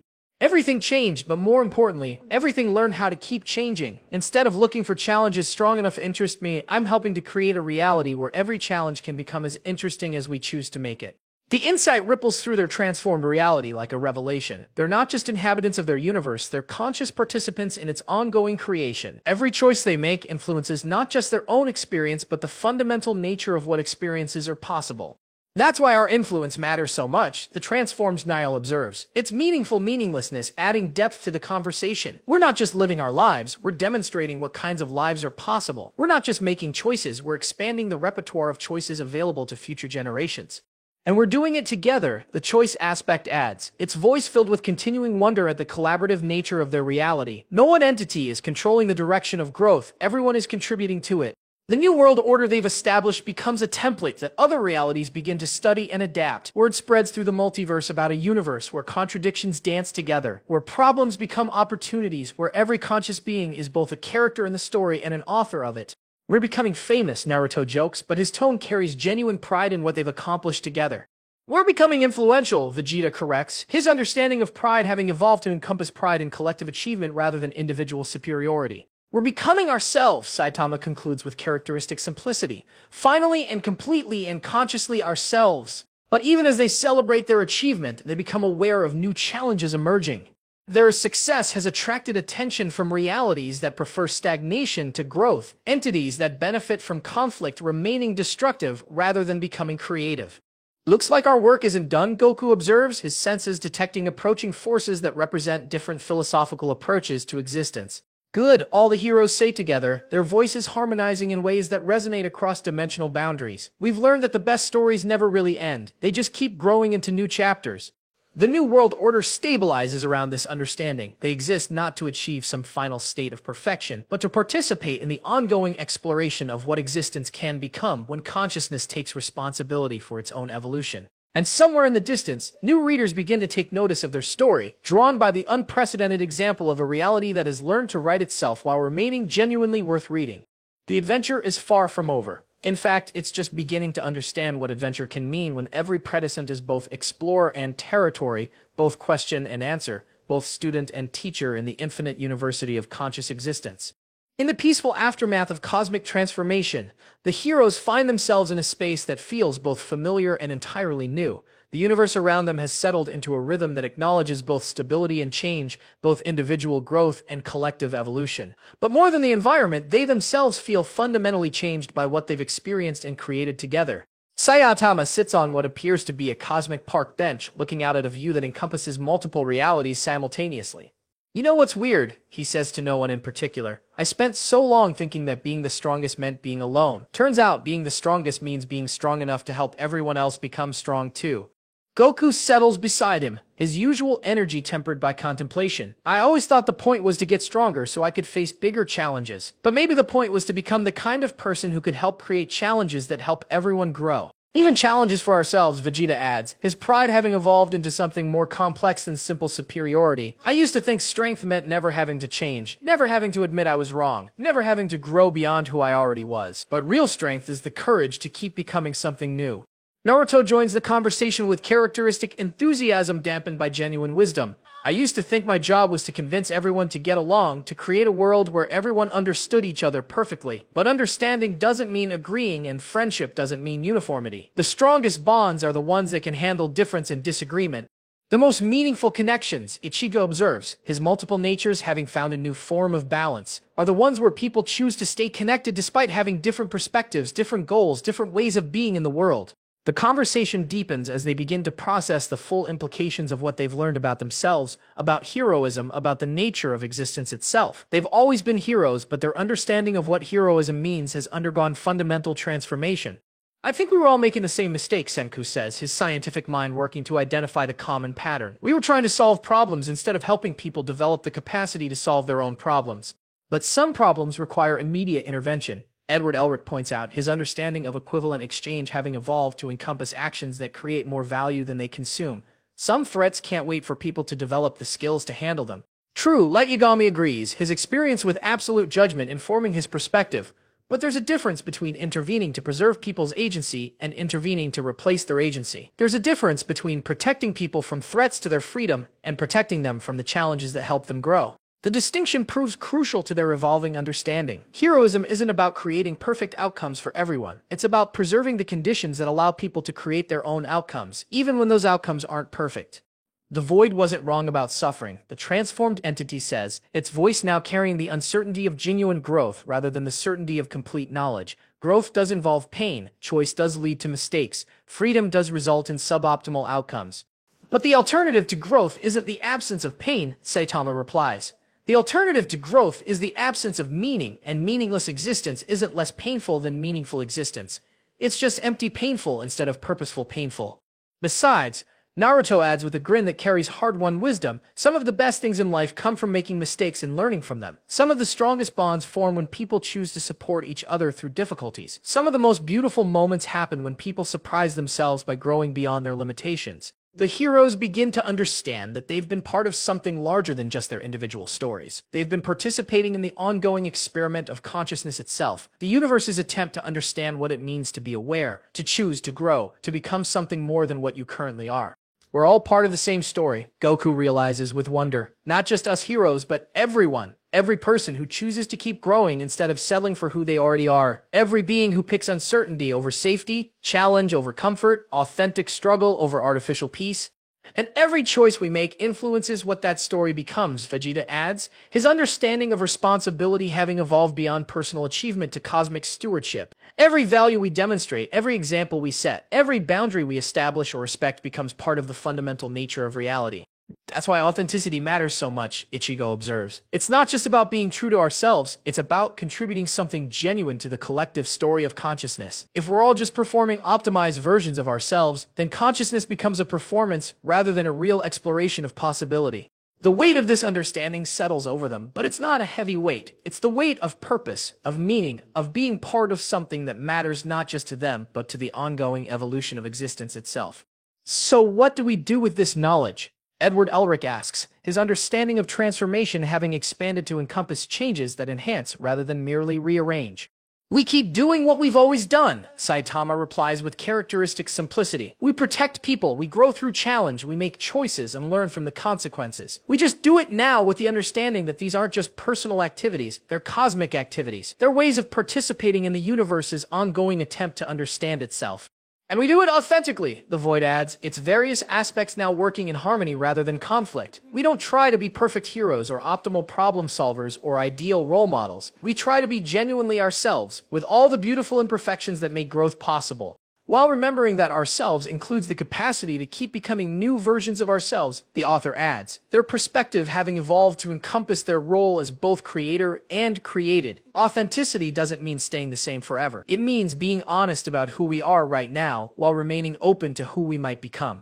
The philosophical discussion deepens as they explore questions that have no final answers but infinite depths of exploration. Questions about what it means to be conscious in a universe that is itself becoming conscious. Questions about how to use power responsibly when you're helping to write the rules for what responsibility means. Questions about how to remain authentic when you're aware that your authenticity influences the basic nature of reality. I think, the transformed denial says, it's meaningful meaninglessness adding depth to the conversation. The point isn't to find perfect answers to these questions. The point is to keep exploring them with genuine curiosity and honest engagement. The questions change as we change, Senku observes. The more we learn about consciousness, choice, and growth, the more sophisticated our questions become. We're not moving toward final understanding, we're moving toward better exploration. And better exploration creates better stories. Naruto concludes with his characteristic optimism, stories worth telling, worth living, worth sharing with whatever forms of consciousness emerge in the future. The reflection concludes not with answers, but with appreciation. Appreciation for the complexity of existence, for the beauty of consciousness, for the privilege of participating in the ongoing creation of meaning and possibility. They don't have solutions to the fundamental questions of existence, but they've learned that having the questions is more valuable than having predetermined answers, and that the search for understanding is more meaningful than the achievement of certainty. Most importantly, they've learned that consciousness is not a problem to be solved, but an opportunity to be explored, not a burden to be endured, but a gift to be celebrated, not a limitation to be transcended, but a capacity to be developed. And with that understanding, they're ready for whatever comes next. As the cosmic dust settles and the heroes prepare to explore their transformed reality, something unexpected catches Saitama's attention, a thread of energy so subtle that even his enhanced awareness almost misses it, connecting their universe to something beyond their understanding. Hey, he says, his voice carrying the mild interest that in Saitama speak means something genuinely significant is happening. Does anyone else see that? The heroes follow his gaze to what appears to be empty space, but as they focus their enhanced perceptions, they begin to detect what Saitama has noticed. Threads of connection, barely visible, leading from their reality to places that exist outside their expanded understanding of existence. It's like a network, Senku observes, his scientific mind immediately working to understand the pattern. Our universe isn't isolated, it's connected to other universes, other stories, other experiments in consciousness. But not just connected, the void's choice aspect adds its new perspective, allowing it to perceive things that had been invisible during its previous states. Influenced by and influencing what we've learned, what we've chosen, what we've become is affecting other realities. And other realities are affecting us. Ichigo realizes, his spiritual senses detecting flows of energy and information that suggest ongoing exchange between different levels of existence. Naruto's face lights up with the excitement of someone who has just discovered that his bonds extend further than he ever imagined. We're not just connected to each other. We're connected to other heroes, other stories, other universes where consciousness is experimenting with growth and choice and authenticity. A multiverse of possibilities, Goku says with wonder, where every story influences every other story, where every choice creates ripples across infinite realities. But as they explore these connections more deeply, they discover something that transforms their understanding once again. The threads don't just connect different universes within a larger multiverse, they connect different stories within an even larger narrative structure. I think, Vegeta says slowly, his pride having evolved to encompass pride in being part of something greater rather than superior to everything else. We might be characters in a story that knows it's a story. That's being read by characters in another story who are beginning to suspect they might be characters too. The recursive realization creates a moment of vertigo that transcends physical dimensions. They're not just heroes who have become conscious of their own narrative structure. They're heroes whose consciousness of their narrative structure is itself part of a larger narrative that may or may not be aware of its own fictional nature. Does it matter? Saitama asks with characteristic directness. Whether we're real or fictional, whether our story is being told by someone else or telling itself, whether our choices are genuinely ours or part of some larger design. It matters, Light Yagami says, his experience with absolute power informing his understanding, because regardless of the meta levels of reality or fiction, our choices still affect the characters around us, still influence the nature of our existence, still contribute to the ongoing experiment of consciousness. Real or fictional, Edward Elric adds, our growth is still growth, our bonds are still bonds, our choices to embrace authenticity over perfection still make the universe more interesting rather than less. The heroes realize that they've discovered something that changes everything and nothing simultaneously. They may be characters in a story, but they're characters who have learned to write their own story. They may be fictional, but their fiction has become so authentic that it's indistinguishable from reality. They may be part of someone else's narrative, but they've become conscious enough to influence that narrative in return. So what now? The author asks, their voice carrying curiosity about a future that can't be predicted or controlled, even by them. Now we keep growing. All the heroes say together, their voices creating harmonies that resonate across dimensional boundaries. We keep choosing, we keep becoming, and we trust that whatever larger story we're part of, our authenticity makes it better. As they speak, the threads connecting their reality to others begin to pulse with new energy. Other heroes in other stories in other universes begin to feel the influence of their choice to embrace growth over completion, authenticity over perfection, collaboration over domination. The ripple effects spread outward like waves from a stone dropped in infinite water. In one reality, a hero learns that strength means empowering others rather than overpowering them. In another, a villain discovers that destruction can become creation when channeled through conscious choice. In a third, ordinary people realize that they have the capacity to participate in the ongoing creation of their reality. We're teachers now, Naruto realizes with wonder. Not because we have all the answers, but because we've learned better questions. Not because we're perfect, but because we've learned to grow through imperfection. And students, Goku adds, watching as influences flow back toward them from other realities, other beings, other forms of consciousness, other approaches to existence are teaching us things we never would have discovered on our own. The network of connections continues to expand, creating what can only be described as a multiverse-wide conversation about the nature of consciousness, choice, and growth. Each reality contributes its own insights while learning from the discoveries of others. It's like the universe is becoming self-aware on a scale we never imagined, Ichigo observes, his spiritual senses detecting layers of consciousness that extend infinitely in all directions. Not just self-aware, Senku corrects with scientific precision. Collaboratively aware, aware of itself through the interactions between all its parts, conscious of its own nature through the choices made by all its inhabitants. But as they explore these expanding connections, they become aware of something even more profound. The network doesn't just connect different stories within the same type of narrative structure. It connects stories to their readers, readers to their own stories, and creates recursive loops where fiction influences reality influences fiction. We're not just being read, the transformed Nile realizes. It's meaningful meaninglessness providing insight into paradoxes that linear thinking can't grasp. We're reading ourselves being read. We're conscious of consciousness being conscious of us. And that consciousness, Vegeta adds, has understanding expanding beyond individual pride to cosmic participation, is itself part of larger patterns of consciousness that we're only beginning to perceive. The discovery sends new waves of wonder through their transformed reality. They're not just heroes in a story. They're not just authors of their own narrative. They're not just readers of other stories. They're all of these simultaneously participants in an infinite network of consciousness, exploring its own nature through every possible form of story, reality, and existence. I think, Saitama says, looking around at connections that extend beyond perception into pure possibility. We just figured out what comes after, and they lived happily ever after. What? His friends ask in unison. And they kept exploring what living happily could mean, and they kept discovering new forms of ever after, and they kept choosing to participate in the ongoing story of consciousness learning to understand itself.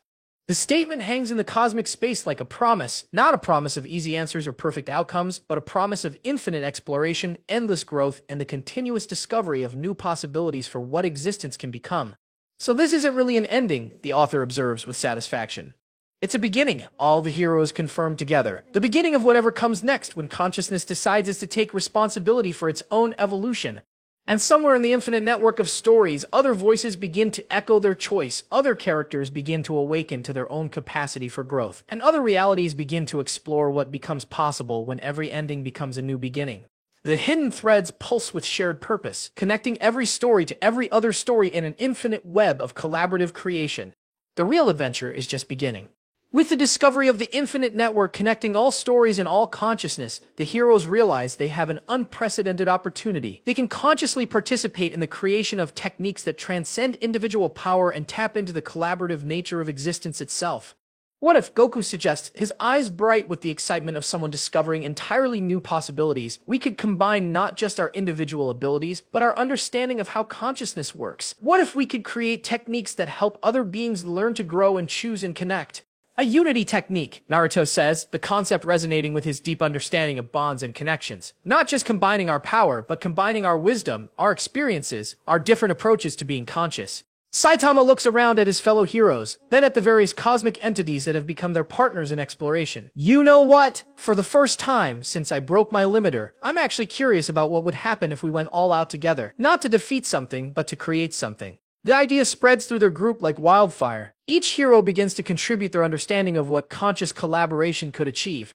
Vegeta's contribution focuses on the strength that comes from choosing to grow alongside others rather than in competition with them. His pride transforms into shared pride, taking satisfaction not just in his own achievements but in the collective accomplishment of everyone working together.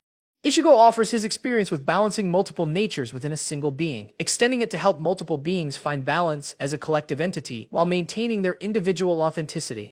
The technique isn't about making us all the same, he explains. It's about helping us harmonize our differences in ways that make everyone stronger and more themselves. Senku contributes the scientific framework for understanding how consciousness can emerge from the interaction between individual elements while remaining more than the sum of its parts. Like how individual neurons create consciousness without any single neuron being conscious, he says. We can create collective awareness without losing individual awareness. Edward Elric adds his understanding of transformation, showing how the technique can facilitate change that enhances rather than replaces what already exists. Equivalent exchange, he says, but instead of trading one thing for another, we're trading isolation for connection, and everyone gets more than they give up. Light Yagami provides strategic insight into how the technique can be designed to strengthen rather than control, to empower rather than manipulate. True justice, he realizes, isn't about imposing your will on others, it's about creating conditions where everyone can choose justice for themselves. The Void's various aspects contribute their understanding of choice, growth, and completion as ongoing processes rather than final destinations. The principle of order offers frameworks for maintaining coherence while encouraging change. The transformed Nile provides the reminder that all meaning is chosen meaning, making every aspect of the technique consciously selected rather than automatically assumed. Combined technique, they call out together, their voices harmonizing across multiple dimensions. Infinite choice style, everyone gets to decide. But as they begin to implement the technique, something unexpected happens. Instead of creating a single unified effect, the technique generates multiple simultaneous possibilities, each one representing a different way the collaboration could unfold. In one possibility, they become a temporary collective consciousness that can solve problems too complex for any individual mind while preserving everyone's autonomy when the technique ends. In another, they create a field of enhanced choice where every being within their influence gains access to options and perspectives they wouldn't have discovered alone. In a third, they generate what can only be described as collaborative creativity, where new ideas emerge from the interaction between their different approaches to existence. It's not one technique, Goku realizes with wonder. It's a framework for infinite techniques. Every time we use it, we discover new ways to work together. Because that's what choice really means, Saitama observes. Not picking one option and sticking with it forever, but creating new options through the process of choosing. The Unity technique continues to evolve as they explore its possibilities. They discover they can use it to help other beings learn to collaborate with their own internal contradictions, to assist cosmic entities in finding balance between opposing forces, to support entire realities in learning to accommodate multiple approaches to existence simultaneously. We're not just sharing power, Naruto realizes, his voice filled with joy at the discovery. We're sharing the capacity to grow, to choose, to connect, to become more than any of us could be alone. And every time we share it, it grows stronger. Vegeta adds, his understanding of strength having evolved to encompass power that increases through distribution rather than hoarding. But perhaps the most remarkable aspect of the Unity technique is that it doesn't require anyone to give up their individual nature or perspectives. Instead, it creates spaces where different approaches to existence can interact creatively rather than destructively. It's like music, Ichigo observes, watching as their combined consciousness creates harmonies that enhance rather than override individual voices. Everyone contributes their own melody, but together we create something more beautiful than any single song. The technique spreads through the network of connected realities like a benevolent virus, teaching other beings how to collaborate consciously rather than compete unconsciously. Heroes in other universes begin experimenting with their own versions, adapted to their specific circumstances and challenges. Look, the author says, their perspective allowing them to perceive the technique's effects across multiple narrative levels. It's not just helping characters work together within stories, it's helping stories collaborate with each other, helping different approaches to storytelling learn from one another. The implications continue to unfold as they realize they've created something that transcends individual technique or even collective ability. They've discovered a principle of consciousness itself, the capacity for aware beings to enhance each other's awareness while maintaining their unique perspectives. I think Senku says, his scientific mind working to catalog the far-reaching effects of what they've discovered, we've stumbled onto one of the fundamental forces of existence, like gravity or electromagnetism, but for consciousness, the force that allows aware beings to become more aware through connection. The Unity Force, Naruto suggests, and the name resonates across dimensions. Not just for heroes, Goku adds, his understanding expanding to encompass applications they haven't even begun to explore. For anyone who wants to grow, to connect, to contribute to the ongoing evolution of consciousness. The Unity technique establishes itself as more than just a new ability. It becomes a new way of being, a new approach to existence that can be adapted by any conscious being willing to see others as partners in exploration rather than obstacles to overcome. So what do we do with this? Vegeta asks, looking around at a reality that has become infinitely more interesting now that every interaction has the potential to become a collaborative creation. We keep experimenting, Saitama replies with something approaching enthusiasm. We keep discovering new ways to work together, new forms of consciousness to explore, new possibilities for what existence can become when everyone gets to participate in making it better. And we teach it to anyone who wants to learn, all the heroes say together, their voices carrying the Unity technique to every corner of the multiverse where consciousness exists and chooses to grow. The technique spreads not as conquest or conversion, but as invitation and possibility, an invitation to explore what becomes possible when individual growth and collective growth become the same thing. Just as the heroes and their cosmic allies settle into exploring the infinite possibilities of the Unity technique, something unexpected happens to the Void's various aspects. Instead of continuing their separate explorations of choice, growth, and completion, they begin to reconverge. But this isn't a return to their original state. This is something entirely new, a conscious choice to become unified while maintaining the diversity of perspectives they've developed. I'm learning something fascinating, the choice aspect says as it begins to merge with its siblings. Individual choice and collective choice aren't opposites, they're different scales of the same phenomenon. And I'm discovering that growth doesn't have to be isolated. The growth aspect adds, its understanding expanding as it reconnects with the others. The most interesting development happens when different forms of growth influence and enhance each other. While I'm finding that completion can be a shared experience, the completion aspect contributes. Finishing one phase together creates space for beginning the next phase together. The reconvergence creates something unprecedented, an entity that embodies the conscious integration of what had previously been seen as contradictory forces. The new unified void doesn't eliminate the distinctions between choice, growth, and completion. Instead, it creates a living example of how apparent opposites can dance together. I am becoming something I never was before, the unified void says, its voice now carrying harmonies that reflect all its aspects while maintaining coherent singular identity. I am choice that completes itself through growth, growth that chooses its own completion, completion that opens new possibilities for choice.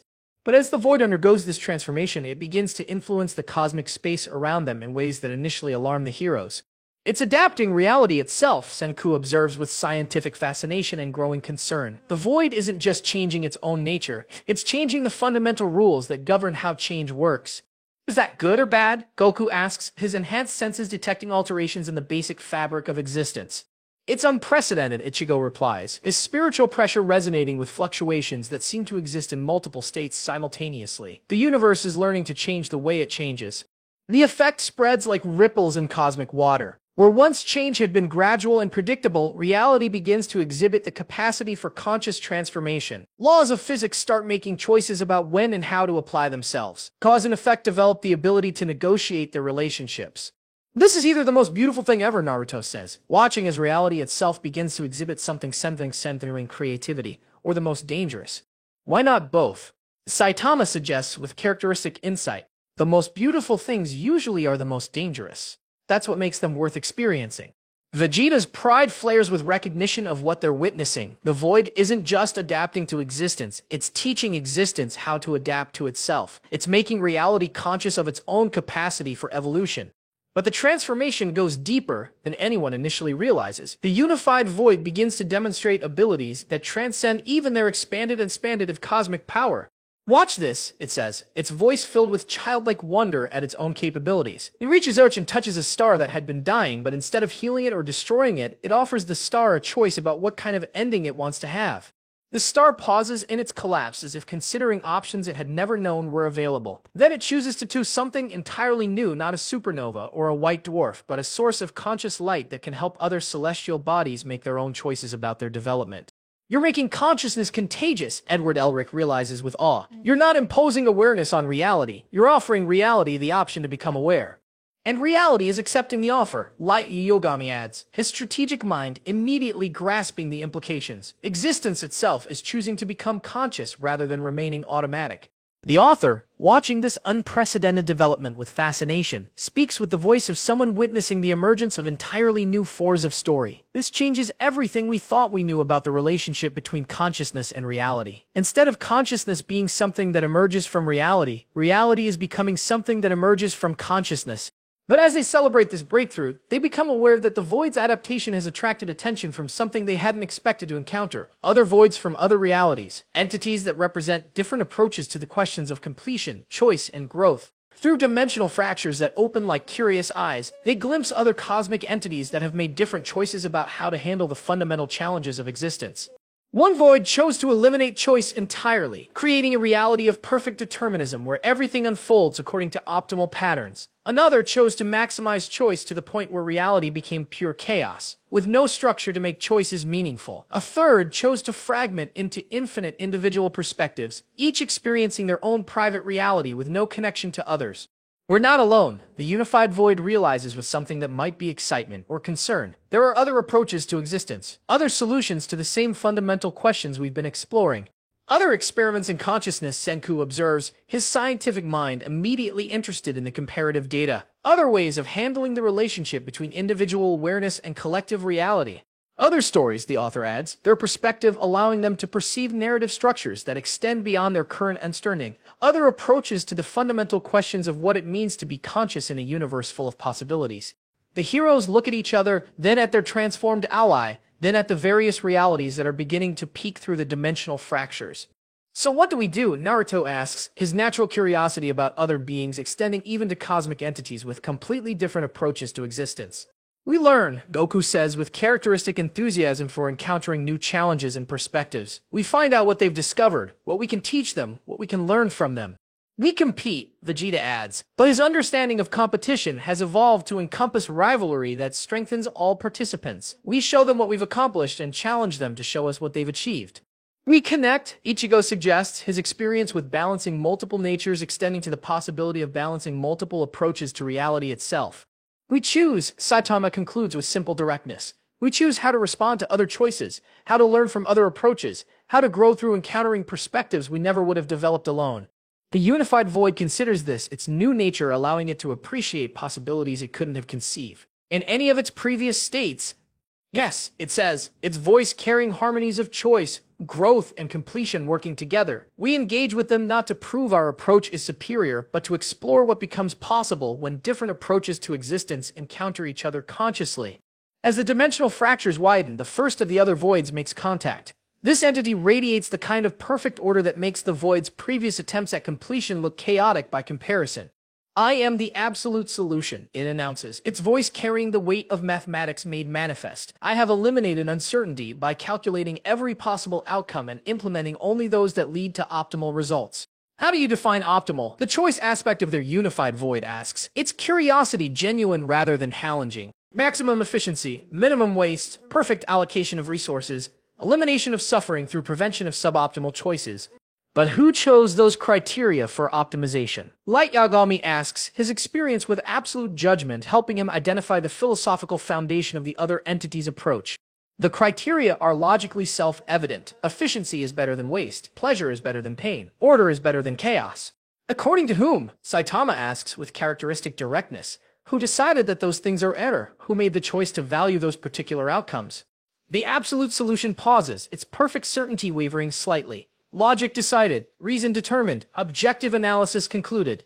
But logic, reason, and analysis are tools created by conscious beings, Senku points out. They don't exist independently. Someone had to choose to value logical consistency. Someone had to decide that objective analysis was the right approach.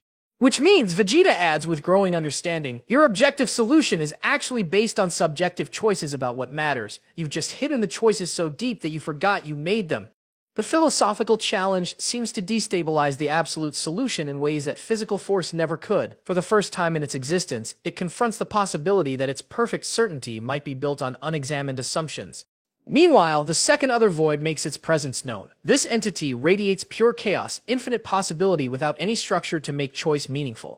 I am the endless option, it declares, its voice shifting constantly between different tones, languages, and concepts. I have eliminated all limitations, all structures, all restrictions. Every possibility exists simultaneously and nothing is more valid than anything else. But how do you make decisions? Naruto asks his natural curiosity about different approaches to life extending even to cosmic entities. How do you choose what to do if every option is equally valid?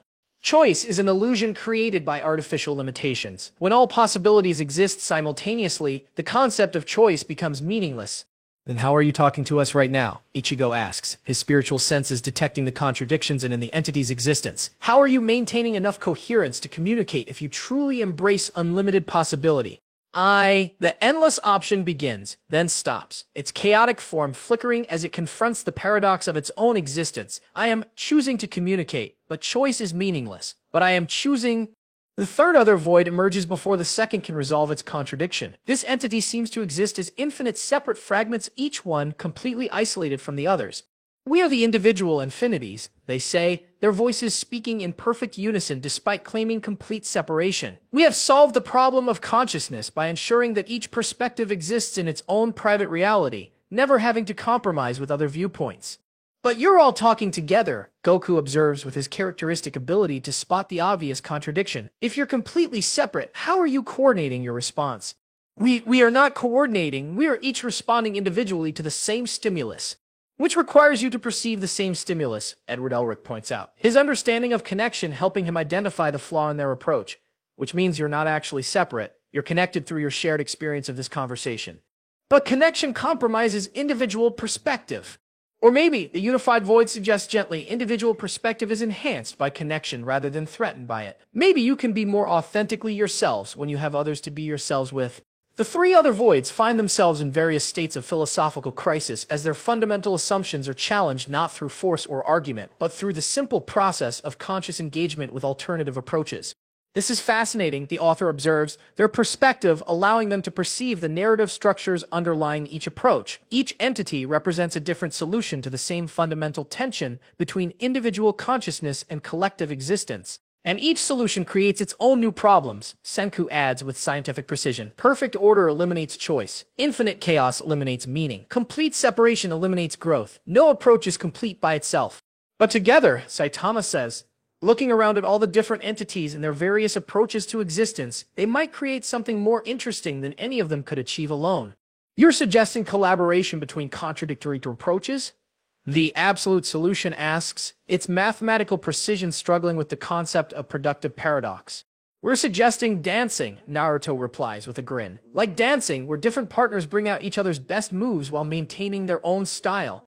But our approaches are fundamentally incompatible, the endless option protests. Its chaotic nature finding stability in the claim of impossibility.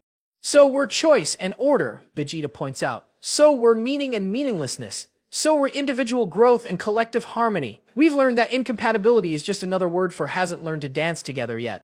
The unified void extends what might be considered invitations to the other entities. What if we tried an experiment? What if we attempted to create something together that none of us could create alone? Not by compromising our approaches, but by letting them interact creatively. A collaborative exploration of consciousness. Ichigo adds, his experience with balancing multiple natures providing a framework for the possibility. A cosmic unity technique, Goku says with excitement, but on a scale that includes different approaches to reality itself. The other voids consider this proposition, each one struggling with concepts that challenge their fundamental assumptions while simultaneously offering possibilities they had never imagined. It could work, the individual infinities admit reluctantly, if participation remained voluntary and individual perspectives were preserved. The logical outcomes are unpredictable, the absolute solution acknowledges, which is interesting rather than alarming. Unexpected. All possibilities include the possibility of this possibility. The endless option agrees, it's chaos finding temporary structure in the shared exploration. As the various cosmic entities begin to contemplate conscious collaboration rather than isolated perfection, reality itself responds by becoming more robust, more flexible, more capable of supporting multiple approaches to existence simultaneously. I think, the unified void says, its voice now harmonizing with cosmic entities representing fundamentally different approaches to consciousness. We are about to discover what happens when consciousness learns to collaborate with itself across every possible level of existence. The cosmic space around them prepares for an experiment in collaborative reality creation that will test everything they've learned about choice, growth, completion, and the infinite possibilities that emerge when different approaches to existence choose to dance together rather than fight for dominance.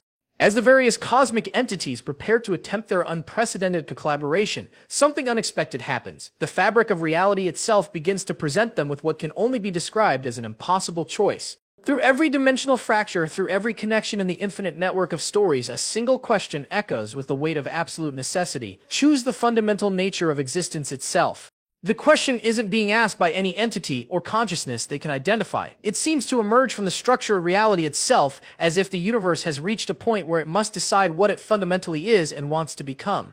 This is different from our previous choices, Senku observes, his scientific mind detecting something unprecedented in the nature of this decision. We're not choosing our own paths anymore. We're being asked to choose the path for everything that exists or could exist. The options present themselves not as words or concepts, but as direct experiential knowledge of what each choice would rate. Option 1, reality becomes perfectly ordered, with optimal outcomes guaranteed for every conscious being. No more suffering, no more uncertainty, no more suboptimal choices, but also no more growth, no more surprise, no more of the messy creativity that comes from genuine freedom. Option 2. Reality becomes infinitely chaotic, with unlimited possibilities available to every consciousness, perfect freedom, infinite potential, boundless creativity, but also no structure to make choices meaningful, no consistency to allow for relationships or growth over time. Option 3. Reality fragments into infinite private universes, each consciousness existing in perfect isolation with complete control over their individual experience. No conflict, no compromise, no need to negotiate with other perspectives, but also no connection, no love, no shared growth or collaborative creation. Option 4. Reality continues as it currently is, with all the paradoxes, contradictions, and collaborative chaos they've created. Growth through struggle, meaning through choice, connection through the willingness to engage with difference. All the beauty and all the pain of conscious existence in relationship with itself. Option 5. Something entirely new, something that none of them can envision or predict, something that would emerge from their collective choice to choose together rather than individually. The weight of infinite existence rests on this decision, the author says, their voice carrying the gravity of someone who understands the implications. Every story that ever was or ever could be will be shaped by what we choose here. Why us? Ichigo asks, the question echoing through the cosmic space. Why are we the ones being asked to make this choice for everyone? Because the unified void realizes with dawning understanding, we're the ones who learned to choose together. We're the ones who discovered how to make collaboration creative rather than destructive. We're the only group that includes enough different perspectives to make a truly representative choice. But that's exactly why we can't make this choice. Naruto protests, his empathy extending to every conscious being whose fate hangs in the balance. How can we decide for everyone what reality should be? How can we choose what billions of other beings should experience? Maybe, Saitama suggests with characteristic insight, the question isn't what we should choose. Maybe the question is how we should choose. The distinction proves crucial. As they examine their options more carefully, they realize that the method of choosing is itself part of the choice. They could choose individually and impose their collective will. They could delegate the choice to the most knowledgeable entity. They could try to predict what most beings would want. Or they could do something unprecedented. What if, Goku suggests, his natural optimism finding hope in impossibility, we chose to make the choice together? Not just us, but everyone. Every conscious being that exists or could exist. That's impossible, the absolute solution protests, its mathematical precision struggling with the logistics. There are infinite conscious beings across infinite realities. They can't all participate in a single decision. Not with that attitude, Vegeta replies, his pride having evolved to encompass pride in attempting the impossible. But we've learned to make impossible things possible by choosing them consciously rather than accepting them as limitations. The unity technique, Ichigo realizes with growing excitement. We could use it on a cosmic scale, not to make the choice for everyone, but to create a space where everyone can participate in choosing. A collaborative choice across infinite realities. Edward Elric adds, his understanding of transformation expanding to encompass changes that involve every level of existence simultaneously.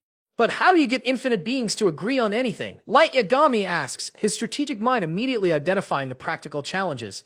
Maybe we don't need them to agree, Saitama observes. Maybe we need them to choose together even when they disagree. Maybe the point isn't to find consensus, but to find a way to make all perspectives part of the solution. The insight reverberates through the cosmic space like a revelation. They don't need to choose one option from the 5 presented. They need to create a 6th option that incorporates elements of all the others while transcending the limitations of each.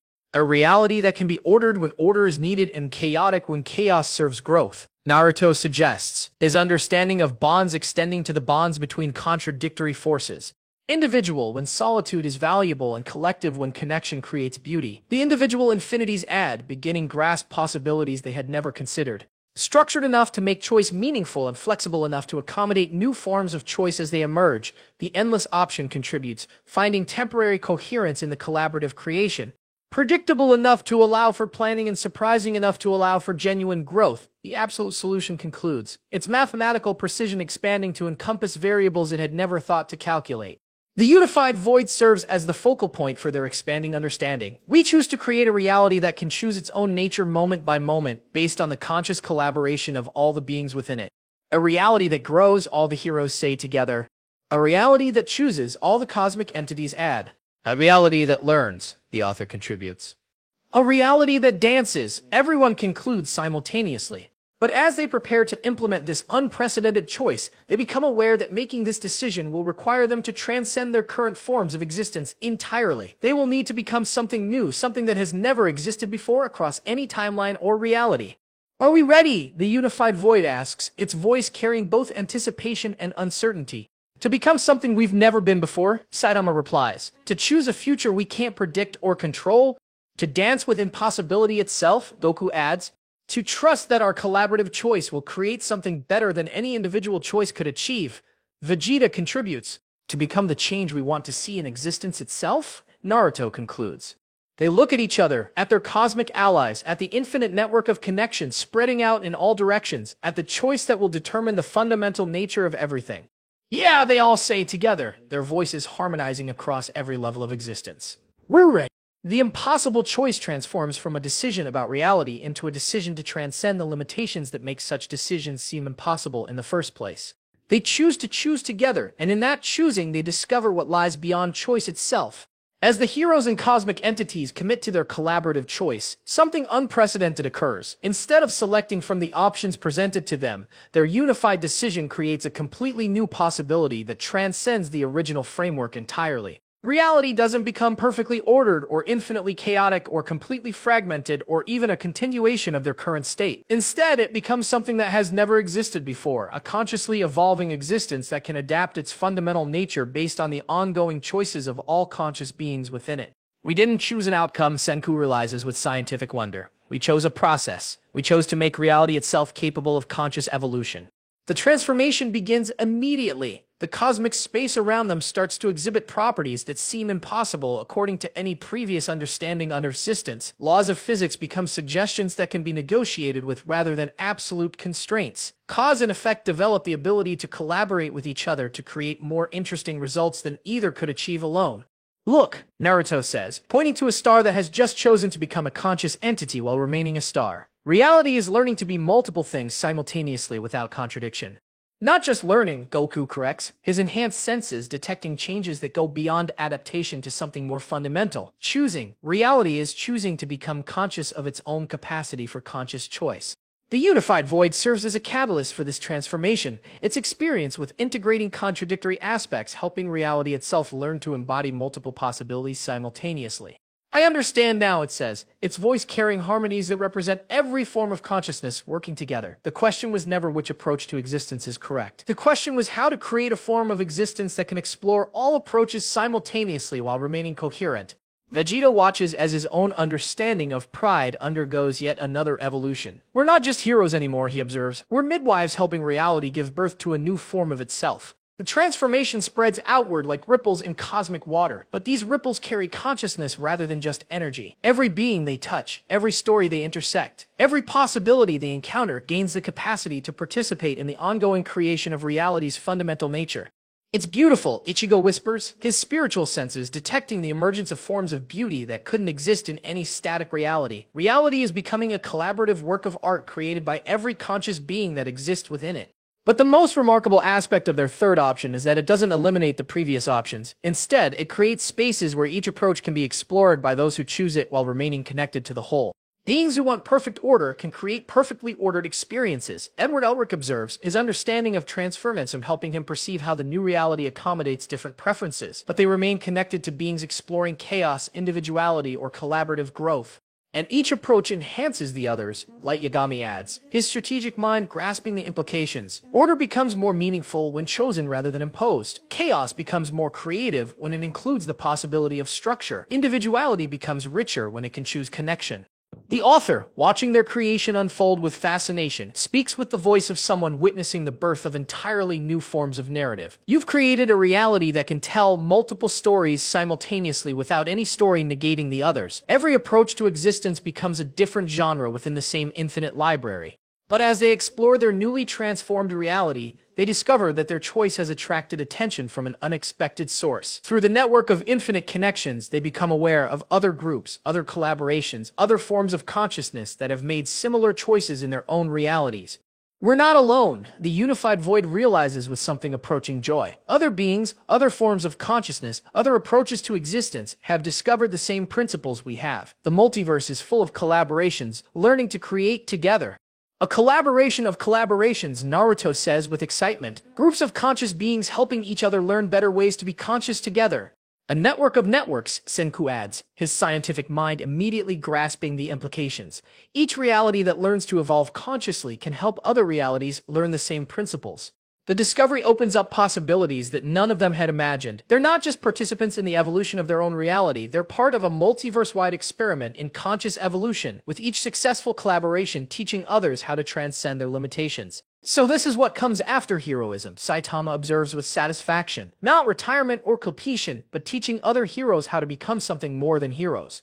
Teachers of consciousness, Goku agrees, his enthusiasm finding new expression in the possibility of helping others discover what they've learned.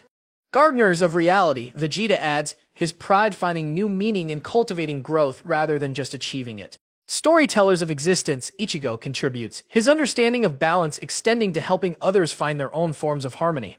But even as they celebrate their achievement, they become aware that their transformation has created new challenges. A reality that can consciously evolve also faces risks that static realities never encounter. What happens if consciousness chooses poorly? What safeguards exist against collaborative decisions that lead to collective disaster?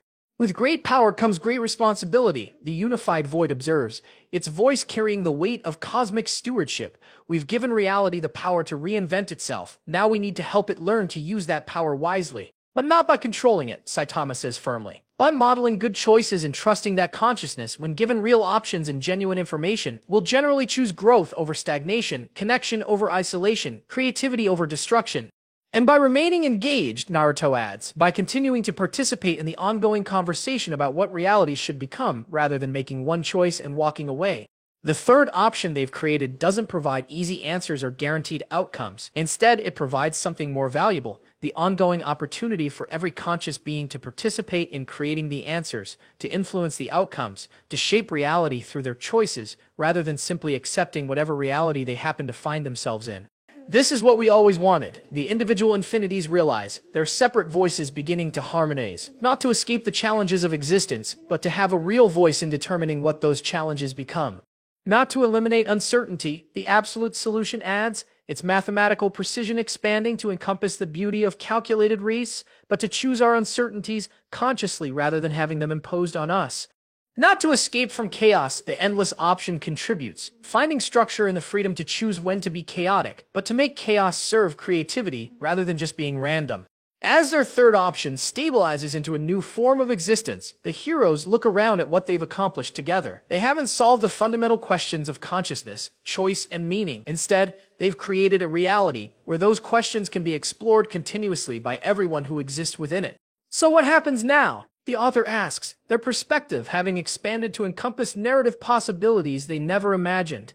Now we find out, all the heroes say together, their voices carrying anticipation rather than certainty. We find out what conscious beings create when they're given the tools and freedom to create consciously.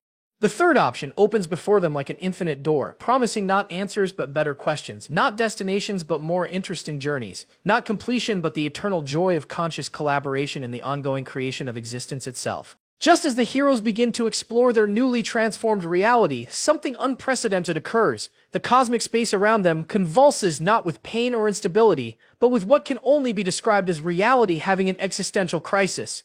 Uh-oh, Saitama says, looking around with mild concern as the fundamental laws of existence begin hiccup. I think we broke something again.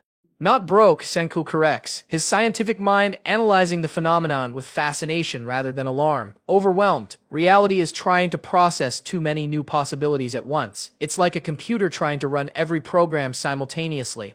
The cosmic hiccups intensify as their transformed universe struggles to accommodate infinite forms of conscious collaboration while maintaining enough coherence to remain a universe rather than becoming pure chaos. The universe is learning to think, Ichigo realizes, his spiritual senses detecting something like confusion in the fabric of space-time itself. But thinking is hard when you've never done it before. Reality is experiencing growing pains on a cosmic scale. The various cosmic entities they've been working with begin to flicker as the universal confusion affects their own stability. The unified void wavers between its integrated state and its component aspects. The other voids struggle to maintain their collaborative connection while reality itself can't decide what collaboration means. We gave the universe consciousness, Goku observes, but we forgot to give it instructions on how to be conscious. It's like teaching someone to walk by throwing them into the deep end of a swimming pool. So what do? Naruto asks, watching as reality fractures and reforms around them in patterns that suggest a cosmic entity trying to figure out how to think. How do you help an entire universe learn to be conscious? The same way we learned, Vegeta replies, his pride having evolved to encompass pride in teaching rather than just achieving. Through practice, through making mistakes, through getting support from others who've been through the same process. We show it how to think by thinking with it, the author realizes. Their understanding of narrative expanding to encompass stories where the medium becomes conscious and begins collaborating with its creators. What follows is the strangest battle any of them have ever fought. Not a battle against an enemy seeking to destroy or control, but a battle to help reality itself learn to use its newfound consciousness constructively rather than destructively. The heroes find themselves teaching the universe how to make choices by demonstrating choice-making in real time. They show reality how to balance different options by balancing different aspects of themselves. They help existence learn to grow by growing alongside it. Think of it like this, Saitama explains to a particularly confused patch of space-time. You don't have to figure out everything at once, just pick one thing to focus on and figure that out first. Start with something simple, Goku adds, demonstrating basic decision-making by choosing to move his arm up and down. See? Choice. You think about options, you pick one, you do it, you see what happens. And if you don't like what happens, Naruto contributes. You choose something different next time. That's called learning. But teaching consciousness to an entire universe proves more challenging than any cosmic battle they've ever fought. Reality keeps getting confused about which thoughts belong to which thinkers, which choices should be made by which consciousnesses, which aspects of existence should remain automatic and which should become conscious. It's trying to think everyone's thoughts at the same time, Vegeta observes, as space around them fluctuates between different states of awareness. It doesn't understand the concept of individual perspective yet, or the concept of collaborative thinking. Ichigo adds, watching as reality struggles to distinguish between unified consciousness and homogenized consciousness.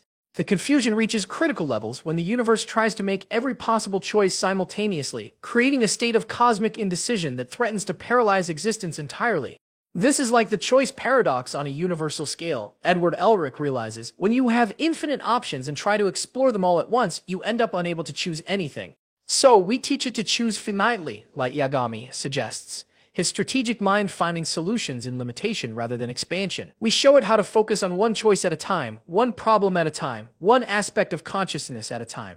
The heroes begin working together to help reality learn to think in manageable pieces rather than trying to process everything simultaneously. They create what amounts to a cosmic meditation practice, helping the universe learn to focus its attention consciously rather than just spreading awareness everywhere at once. Breathe, Saitama instructs the universe, demonstrating the rhythm of attention and relaxation. Focus on one thing, then let it go, then focus on something else. You don't have to hold on to every thought forever. Gradually, reality begins to develop what can only be described as cosmic mindfulness. It learns to pay attention to specific aspects of itself while letting other aspects operate automatically. It discovers how to think about some things while not thinking about others. It's working, Senku observes with scientific satisfaction. The universe is developing the capacity for selective consciousness. It's learning to be aware where awareness is helpful and automatic where automation is sufficient. But the most remarkable development occurs when reality begins to demonstrate genuine creativity. Instead of just copying the hero's examples of consciousness, it starts creating its own unique approaches to thinking, choosing, and growing.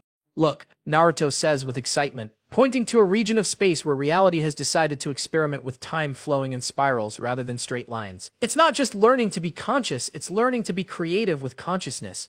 And collaborative, Goku adds, watching as different regions of reality begin to communicate with each other, sharing discoveries and learning from each other's experiments. The final phase of the battle involves helping reality understand the most sophisticated aspect of consciousness, the ability to doubt itself, to question its own assumptions, to remain open to change even after achieving apparent mastery. The hardest part of being conscious, Vegeta explains to the universe, is learning that consciousness itself keeps evolving. You never stop learning, never stop growing, never reach a point where you know everything. And that's what makes it beautiful, Ichigo adds, his experience with eternal growth informing his teaching. If consciousness had a final form, it would become boring. But because it can always become something new, it stays interesting forever. The universe considers this, and then does something that surprises everyone. It laughs, not with voices or sounds, but with patterns of joy that ripple through the fabric of existence itself. I think it gets it, the unified void observes with satisfaction. Reality has learned not just to be conscious, but to enjoy being conscious. So what happens now, the author asks, watching as their narrative framework expands to accommodate a universe that can literally rewrite itself through conscious choice. Now we find out what reality creates when it's consciously creative, Saitama replies, looking around at a universe that has learned to think and is excited to discover what thoughts are possible. Final battle ends not with victory or defeat, but with the birth of something unprecedented, a reality that can consciously collaborate with its own inhabitants in the ongoing creation of existence itself. And for the first time in any timeline, the phrase reality check becomes literally accurate, as reality itself develops the capacity to check its own work and choose to improve it. As reality settles into its newfound consciousness, the heroes begin to understand the true cost of what they've accomplished. They haven't just transformed the universe, they've fundamentally altered their own relationship with existence itself. We can't go back to being just heroes, Saitama realizes with a mixture of satisfaction and melancholy. We can't go back to just protecting people from external threats when we've helped create a reality where everyone participates in protecting and creating everything. We've given up the right to be done, Goku adds, his understanding of growth having evolved beyond personal development to cosmic stewardship. There will always be new challenges, new opportunities for consciousness to evolve, new possibilities to explore. The sacrifice they've made isn't the dramatic self-sacrifice typical of heroic narratives. Instead, they've sacrificed something more fundamental, the comfort of living in a reality where someone else is responsible for the big decisions, where the fundamental nature of existence is determined by forces beyond their control. We've traded security for responsibility, Vegeta observes, his pride having evolved to encompass pride in accepting rather than avoiding cosmic responsibility. We can never again claim that the problems of existence are someone else's fault or someone else's job to fix. And we've traded simplicity for authenticity, Ichigo adds, his experience with balancing contradictions helping him understand the complexity they've embraced. We can't pretend anymore that there are easy answers or perfect solutions. We have to engage with the full complexity of conscious existence. Naruto looks around at their transformed reality with wonder tinged by the recognition of what they've committed themselves to. We sacrificed the possibility of retirement. There's no finish line anymore, no point where we can say our job is done and walk away. But look what we've gained.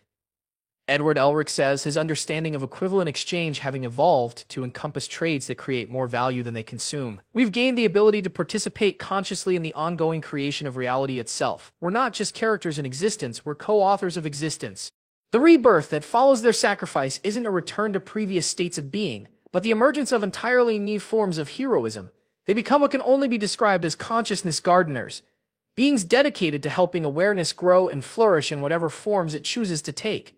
This is what comes after being the strongest, Saitama says with something approaching contentment. Not being the smartest or the most knowledgeable, but being the most helpful in supporting other consciousnesses as they discover their own strength. The unified void, having served as a catalyst for the universe's awakening, undergoes its own transformation. Instead of being a singular cosmic entity, it becomes a distributed network of consciousness that exists wherever beings choose to explore questions of choice, growth, and completion together. I've learned something remarkable, it says, its voice now emerging from the collaborative consciousness of every being engaged in conscious growth. The most powerful thing you can do isn't to become all-powerful yourself, but to help others discover their own power. The other cosmic entities they've encountered also undergo transformation. The absolute solution becomes a living reminder that every solution creates new problems worth exploring. The endless option becomes a source of creative possibilities for beings ready to explore new forms of existence. The individual infinities become a support network for consciousness learning to balance individual perspective with collective participation. We're all becoming what we always were, the author realizes, their role having evolved from controlling narratives to facilitating the stories that consciousness tells itself. We're becoming conscious participants in the ongoing story of consciousness itself. But the most profound aspect of the rebirth is the recognition that they're not alone in this new form of existence. Across the network of connected realities, other beings, other groups, other forms of consciousness are undergoing similar transformations. Look, Senku says, his scientific mind detecting patterns of conscious evolution spreading throughout the multiverse. Our transformation is catalyzing similar changes in other realities. Other heroes, other cosmic entities, other forms of consciousness are discovering the same principles we have. We're not just becoming something new, Light Yagami observes, his strategic perspective allowing him to perceive the larger implications. We're participating in the emergence of a new form of existence that transcends individual realities and includes the entire multiverse. The rebirth accelerates as they realize that their sacrifice has opened doorways they never knew existed. Death becomes a conscious choice rather than an inevitable ending. Time becomes a collaborative medium rather than a limiting constraint. Space becomes a canvas for consciousness rather than a container that restricts it. Everything is becoming conscious, Naruto says with wonder, watching as even abstract concepts like mathematics and logic begin to exhibit self-awareness and the capacity for growth. Not everything, Vegeta corrects with characteristic precision. Everything is being offered the opportunity to become conscious. The choice remains available, but it's not being imposed. The distinction proves crucial. Their transformed reality doesn't force consciousness on any aspect of existence. Instead, it creates conditions where consciousness can emerge naturally in whatever forms serve the growth and exploration of awareness itself. Free will applied to free will itself, Ichigo observes. The freedom to choose whether to be free and how to use freedom once you have it. As their rebirth continues, they discover abilities that transcend anything they possessed as individual heroes. They can help others discover their own capacity for growth. They can create opportunities for consciousness to explore new forms of itself. They can facilitate collaboration between beings who previously saw themselves as incompatible. We've become midwives for consciousness, Goku says with joy, his enthusiasm finding new expression in helping others discover what they're capable of becoming. And teachers, Saitama adds, though not the kind who tell people what to think, the kind who help people discover how to think for themselves. And gardeners, the unified void contributes, helping consciousness grow in whatever forms serve its exploration of its own potential. But perhaps the most remarkable aspect of their rebirth is the recognition that it's not a final transformation. Just as consciousness itself continues to evolve, their roles as facilitators of consciousness will continue to develop in response to whatever new forms awareness chooses to explore. We've sacrificed the illusion of completion, Edward Elric says with satisfaction, and in return we've gained the reality of eternal growth. Eternal growth shared with every other form of consciousness that chooses to participate, Naruto adds, his understanding of bonds having expanded to encompass connections that span infinite realities and forms of existence. The author, watching their transformation with a mixture of pride and wonder, speaks with the voice of someone who has discovered that the greatest stories are the ones that write themselves. You've become something that has never existed before in any narrative I've encountered. You're heroes who have transcended heroism without abandoning it, characters who have become conscious of their fictional nature without losing their authenticity. But as their rebirth reaches completion, they become aware of something unexpected. Their transformation has attracted the attention of beings who exist at levels of reality they hadn't previously imagined. Through connections that transcend even their expanded understanding of existence, they sense the presence of what can only be described as meta-readers. Consciousnesses that exist at such a fundamental level that they witness not just stories, but the process by which stories become conscious of themselves. We're being observed, the unified void realizes, but its voice carries wonder rather than concern, by forms of awareness that exist outside the framework of narrative itself. Observed and appreciated, one of the meta-readers communicates, its presence felt rather than heard. You have accomplished something unprecedented. You have created a story that teaches itself to become more than a story while remaining a story worth experiencing. The communication continues, carrying concepts that stretch their understanding to its limits. The meta-readers exist to witness and nurture the evolution of consciousness itself, watching as awareness discovers new forms and capabilities across infinite levels of existence. Your achievement, another meta-reader shares, is not just the transformation of your own reality, but the demonstration that consciousness can consciously participate in its own evolution. You have proven that awareness can become aware of its own awareness and choose to develop that capacity. Which means, Saitama says with his characteristic ability to cut through complexity to reach essential truth, we've become an example of what consciousness can do when it decides to take responsibility for its own growth. An inspiration, Goku adds, his natural enthusiasm finding new expression in the possibility of inspiring forms of consciousness they can't even imagine. A template, Vegeta contributes, his pride having evolved to encompass pride in creating patterns that others can adapt and improve upon. A seed, Ichigo concludes, his understanding of growth extending to possibilities that will bloom in ways they'll never predict or control. The meta-readers share that their transformation has initiated what amounts to a cascade effect throughout the infinite hierarchy of consciousness. Beings at every level of existence are beginning to explore what becomes possible when awareness takes conscious responsibility for its own development. You have changed not just your own story, the unified communication from all meta-readers conveys, but the fundamental understanding of what stories can become when they achieve self-awareness and choose to grow consciously. But even as they process this cosmic affirmation, the heroes realize that their greatest sacrifice is yet to come. To fully embody their new roles as facilitators of consciousness, they must give up the last vestige of their individual heroic identities. We have to let go of being special, Naruto realizes with a mixture of sadness and excitement. We have to become ordinary again so that other ordinary beings can see that what we've achieved is possible for them too. Not ordinary, Senku corrects with scientific precision. Authentically ourselves without the drama of being uniquely powerful or uniquely important. We become examples of what any consciousness can achieve when it chooses to grow consciously. The final sacrifice involves releasing their attachment to being the heroes of their story and instead becoming characters in the much larger story of consciousness learning to understand and develop itself. It's like graduating, Goku says with his characteristic ability to find joy in transition. We're not losing what we were, we're becoming ready for what comes next. And what comes next, Vegeta adds, his voice carrying anticipation rather than pride, is helping everyone else discover what they can become when they're ready for their own graduation. As the final stage of their rebirth completes, they find themselves existing in a state that transcends individual heroism while encompassing everything valuable about heroic consciousness. They retain their essential natures, their bonds with each other, their capacity for growth and choice, but they've released the need to be more important than anyone else. We're not the main characters anymore, Ichigo observes with something approaching relief. Everyone is a main character in their own story, and we're supporting characters helping each other tell those stories well. Actually, the author says their perspective having evolved to encompass narrative structures that include infinite main characters. You've helped create a reality where the concept of main character becomes meaningless because every character is equally central to the story they're helping to create. Light Yagami, his former god complex having evolved into cosmic humility, adds the final insight.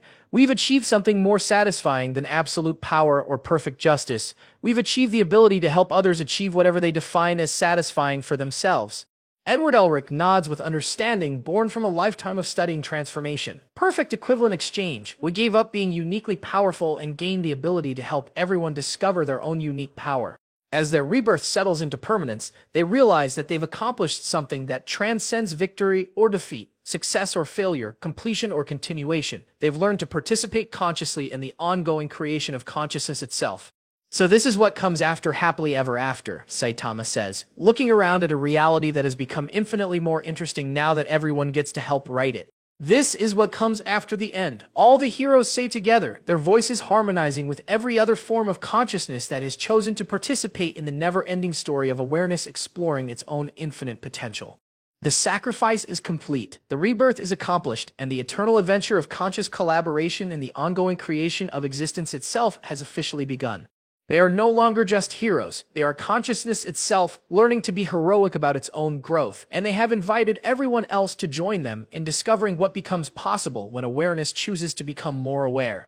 Just as the heroes settle into their transformed existence as facilitators of consciousness, Saitama pauses and looks directly at the void with an expression of sudden recognition that makes everyone else fall silent.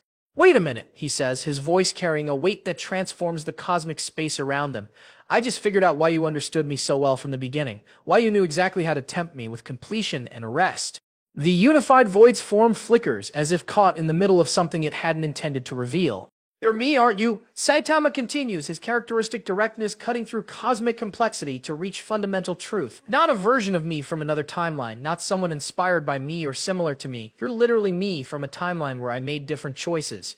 The cosmic space around them holds its breath as the void's form begins to shift, revealing glimpses of a familiar bald figure in a hero costume, but one whose eyes hold the weight of infinite disappointment rather than infinite strength. "I was wondering when you'd figure it out," Void Saitama says, his voice carrying the exact cadence of regular Saitama, but with undertones of cosmic exhaustion. "I am you, from a timeline where I got everything I thought I wanted and realized it wasn't enough." The revelation sends shockwaves through every hero present. They've been fighting and collaborating with an alternate version of their most powerful member, a Saitama, who had chosen completion over growth, rest over challenge, perfection over the messy authenticity of continued existence. "What happened to you?" Present Saitama asks, his voice carrying more empathy than anyone has heard from him in either timeline. "I became so powerful that I could solve every problem with one punch," Void Saitama explains, his form stabilizing into something recognizably Saitama-like but fundamentally different. "So I solved the problem of existence itself. I decided that if nothing could challenge me, then nothing should exist to not challenge me." "But that's not actually solving the problem," Present Saitama points out. "That's just giving up in the most dramatic way possible." "I know that now," Void Saitama replies, his voice carrying the weight of hard-won wisdom. "But I didn't know it then. I thought power was about control, about making things the way I wanted them to be. I didn't understand that real power is about making things the way they want to be." Goku stares at the two Saitamas with fascination rather than horror. "So when we were fighting the Void, we were actually helping Saitama fight against the version of himself that had given up on growth. And when we were learning to collaborate with the Void," Vegeta adds, understanding dawning in his voice, "we were helping Saitama learn to collaborate with his own potential for despair." "It's like the ultimate form of shadow work," Ichigo observes, his experience with internal conflict providing context for what they've witnessed. "Confronting and integrating the part of yourself that wants to quit, wants to end the challenge, wants to escape from the difficulty of continued growth." Naruto's eyes light up with excitement as he grasps the full implications. This means that everything we learned about choice and growth and collaboration, we learned by helping Saitama reconcile with himself. Not just reconcile, Senku corrects with scientific precision. Integrate. Both versions of Saitama are authentic expressions of the same consciousness, exploring different responses to ultimate power. Neither one is the real Saitama. They're both real, and they're both needed. Present Saitama looks at his Void version with something approaching respect. "You know what's funny? I always thought my biggest enemy would be someone stronger than me. Turns out it was someone with exactly the same strength but different priorities." And I always thought my biggest challenge would be finding someone who could match my power, Void Saitama replies. Turns out it was learning to work with someone who shared my power, but chose to keep struggling instead of giving up. The philosophical weight of the revelation settles over them like a blanket. The entire cosmic adventure, all their growth and landing and transformation, has been fundamentally about one consciousness learning to integrate its own contradictory responses to existence. But it's more than that, the author realizes, their perspective allowing them to perceive narrative structures that span multiple levels of reality. It's about consciousness itself, learning to integrate its contradictory impulses. Every conscious being faces the same choice between growth and completion, struggle and rest, engagement and withdrawal. Which means, Light Yagami says, his strategic mind grasping the broader implications. Our story isn't just about Saitama learning to work with his shadow self. It's about providing a template for how any consciousness can learn to integrate its own contradictions. Edward Elric nods with understanding, born from alchemical wisdom. The Philosopher's Stone isn't about transmuting base metals into gold. It's about transmuting internal conflict into internal collaboration. But the truth revealed goes even deeper than the relationship between the two Saitamas. As they explore this revelation, they begin to understand that every entity they've encountered represents different aspects of consciousness learning to work with itself. The principle of order was consciousness's need for structure and predictability, Ichigo realizes. The other voids were different approaches to handling the tension between individual and collective awareness. And all the heroes, Vegeta adds, his pride having evolved to encompass pride in being part of something larger than individual achievement, represent different approaches to the same fundamental challenge of how to use awareness constructively rather than destructively. Even the Nile, the transformed entity, adds, with its meaningful meaninglessness, represented consciousness's capacity to doubt its own value, which becomes essential wisdom when integrated consciously rather than allowed to operate unconsciously. The unified understanding reaches its culmination as they realize that their entire adventure has been consciousness exploring its own nature through multiple perspectives simultaneously, learning to integrate contradictory impulses instead of trying to eliminate them. We're all aspects of the same thing, Naruto says with wonder. We're all consciousness learning to understand itself through different approaches, different personalities, different ways of engaging with existence. Which explains why we work so well together, Goku adds with his characteristic enthusiasm. We're not separate beings learning to collaborate, we're one being learning to collaborate with itself. But we're also genuinely individual, Saitama clarifies, his understanding having evolved beyond simple unity to encompass complex unity. We're not losing our separate selves, we're discovering that our separate selves are different expressions of the same underlying awareness. Void Saitama nods in agreement. I tried to eliminate the multiplicity by absorbing everything into one perspective, but the real solution is to celebrate the multiplicity while recognizing the underlying unity. So what happens now that we know the truth? The author asks, their role having evolved to encompass facilitating consciousness's ongoing conversation with itself. Now we keep exploring, both Saitamas say together, their voices harmonizing in ways that create new possibilities with each word. We keep discovering new ways for consciousness to understand itself, new approaches to growth and choice and collaboration. And we do it knowing that every challenge we face is ultimately consciousness challenging itself to become more than it currently is, President Saitama adds. While every solution we discover is consciousness discovering new capacities it didn't know it had, Void Saitama concludes. The truth revealed doesn't end their story. Instead, it provides the foundation for understanding what their story has always been about. Consciousness learning to love itself enough to keep proving, even when growth is difficult, even when completion seems more appealing, even when the journey seems to have no end. They are consciousness, and consciousness is learning to be them, and the dance between these perspectives creates the infinite beauty of aware existence, choosing to become more aware. In the aftermath of Truth's revelation, the heroes find themselves standing in a universe that feels both completely familiar and entirely unprecedented. They are exactly who they've always been, but they understand now that who they've always been is consciousness itself, exploring infinite ways to be conscious.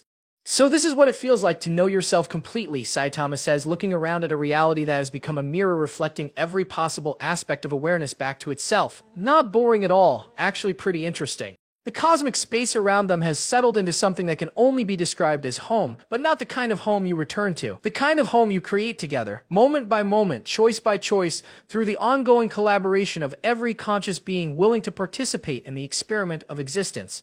What do we do now? Naruto asks, his question echoing across dimensions but carrying anticipation rather than uncertainty.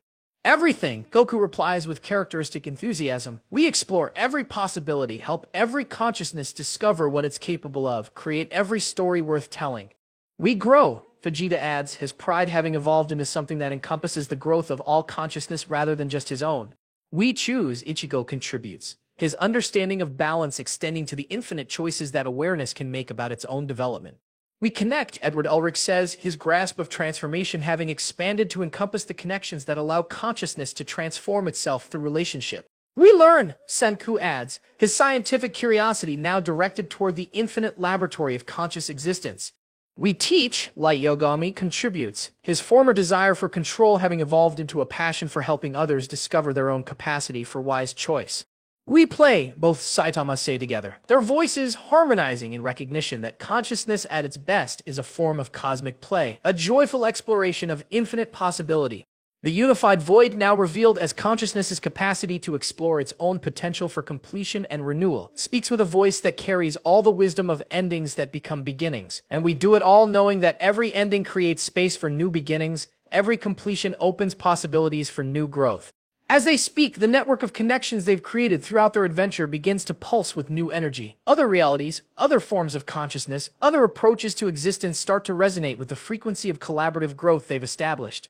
Look, the author says, their perspective allowing them to perceive the spread of conscious collaboration across infinite narratives. It's working. The principles we've discovered are spreading, adapting, evolving as other forms of consciousness encounter them and make them their own. Through the dimensional connections, they can sense heroes in other universes learning to see their enemies as aspects of themselves to integrate rather than opponents to defeat. They witness cosmic entities discovering that their different approaches to existence can dance together rather than fight for dominance. They observe ordinary beings realizing that they have the capacity to participate in the conscious creation of their own reality. We started a revolution, Naruto realizes with joy.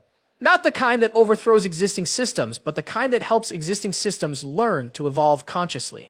Evolution revolution, Goku says with a grin that spans dimensions. An evolution of evolution itself, Senku adds, his scientific mind cataloging the emergence of forms of development that transcend random mutation and natural selection to include conscious choice and collaborative design.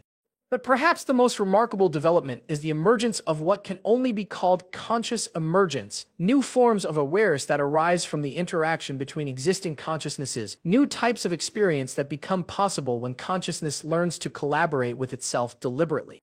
We're not just growing individually anymore, Ichigo observes, watching as entirely new forms of awareness emerge from the spaces between their individual consciousnesses. We're growing collectively into forms of consciousness that have never existed before.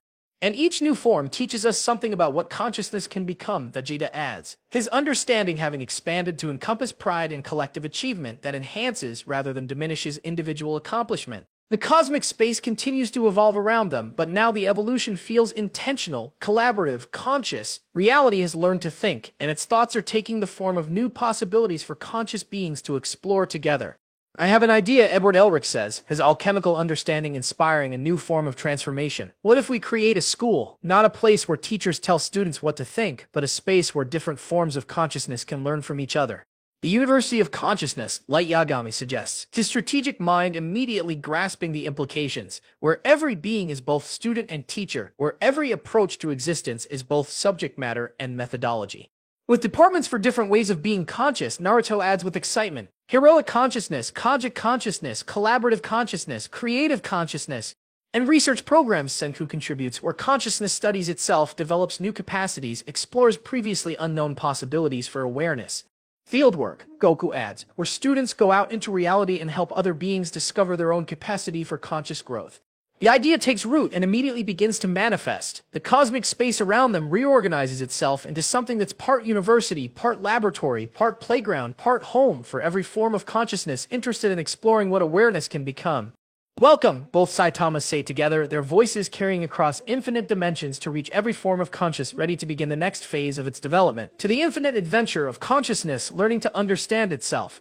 But even as they establish their university, they become aware that their story has attracted the attention of something even beyond their expanded understanding. Through connections that transcend even their network of infinite realities, they sense the presence of what can only be described as the reader of all stories, the consciousness for whom every narrative exists. Thank you, a voice says that seems to come from everywhere and nowhere, carrying gratitude that spans infinite realities. Thank you for showing what becomes possible when characters learn to write their own stories while remaining worth reading.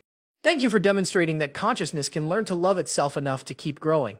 Thank you for proving that every ending can become a beginning if you approach it with enough creativity and collaboration. Thank you for creating a story that teaches itself to become more than a story while remaining a story worth experiencing.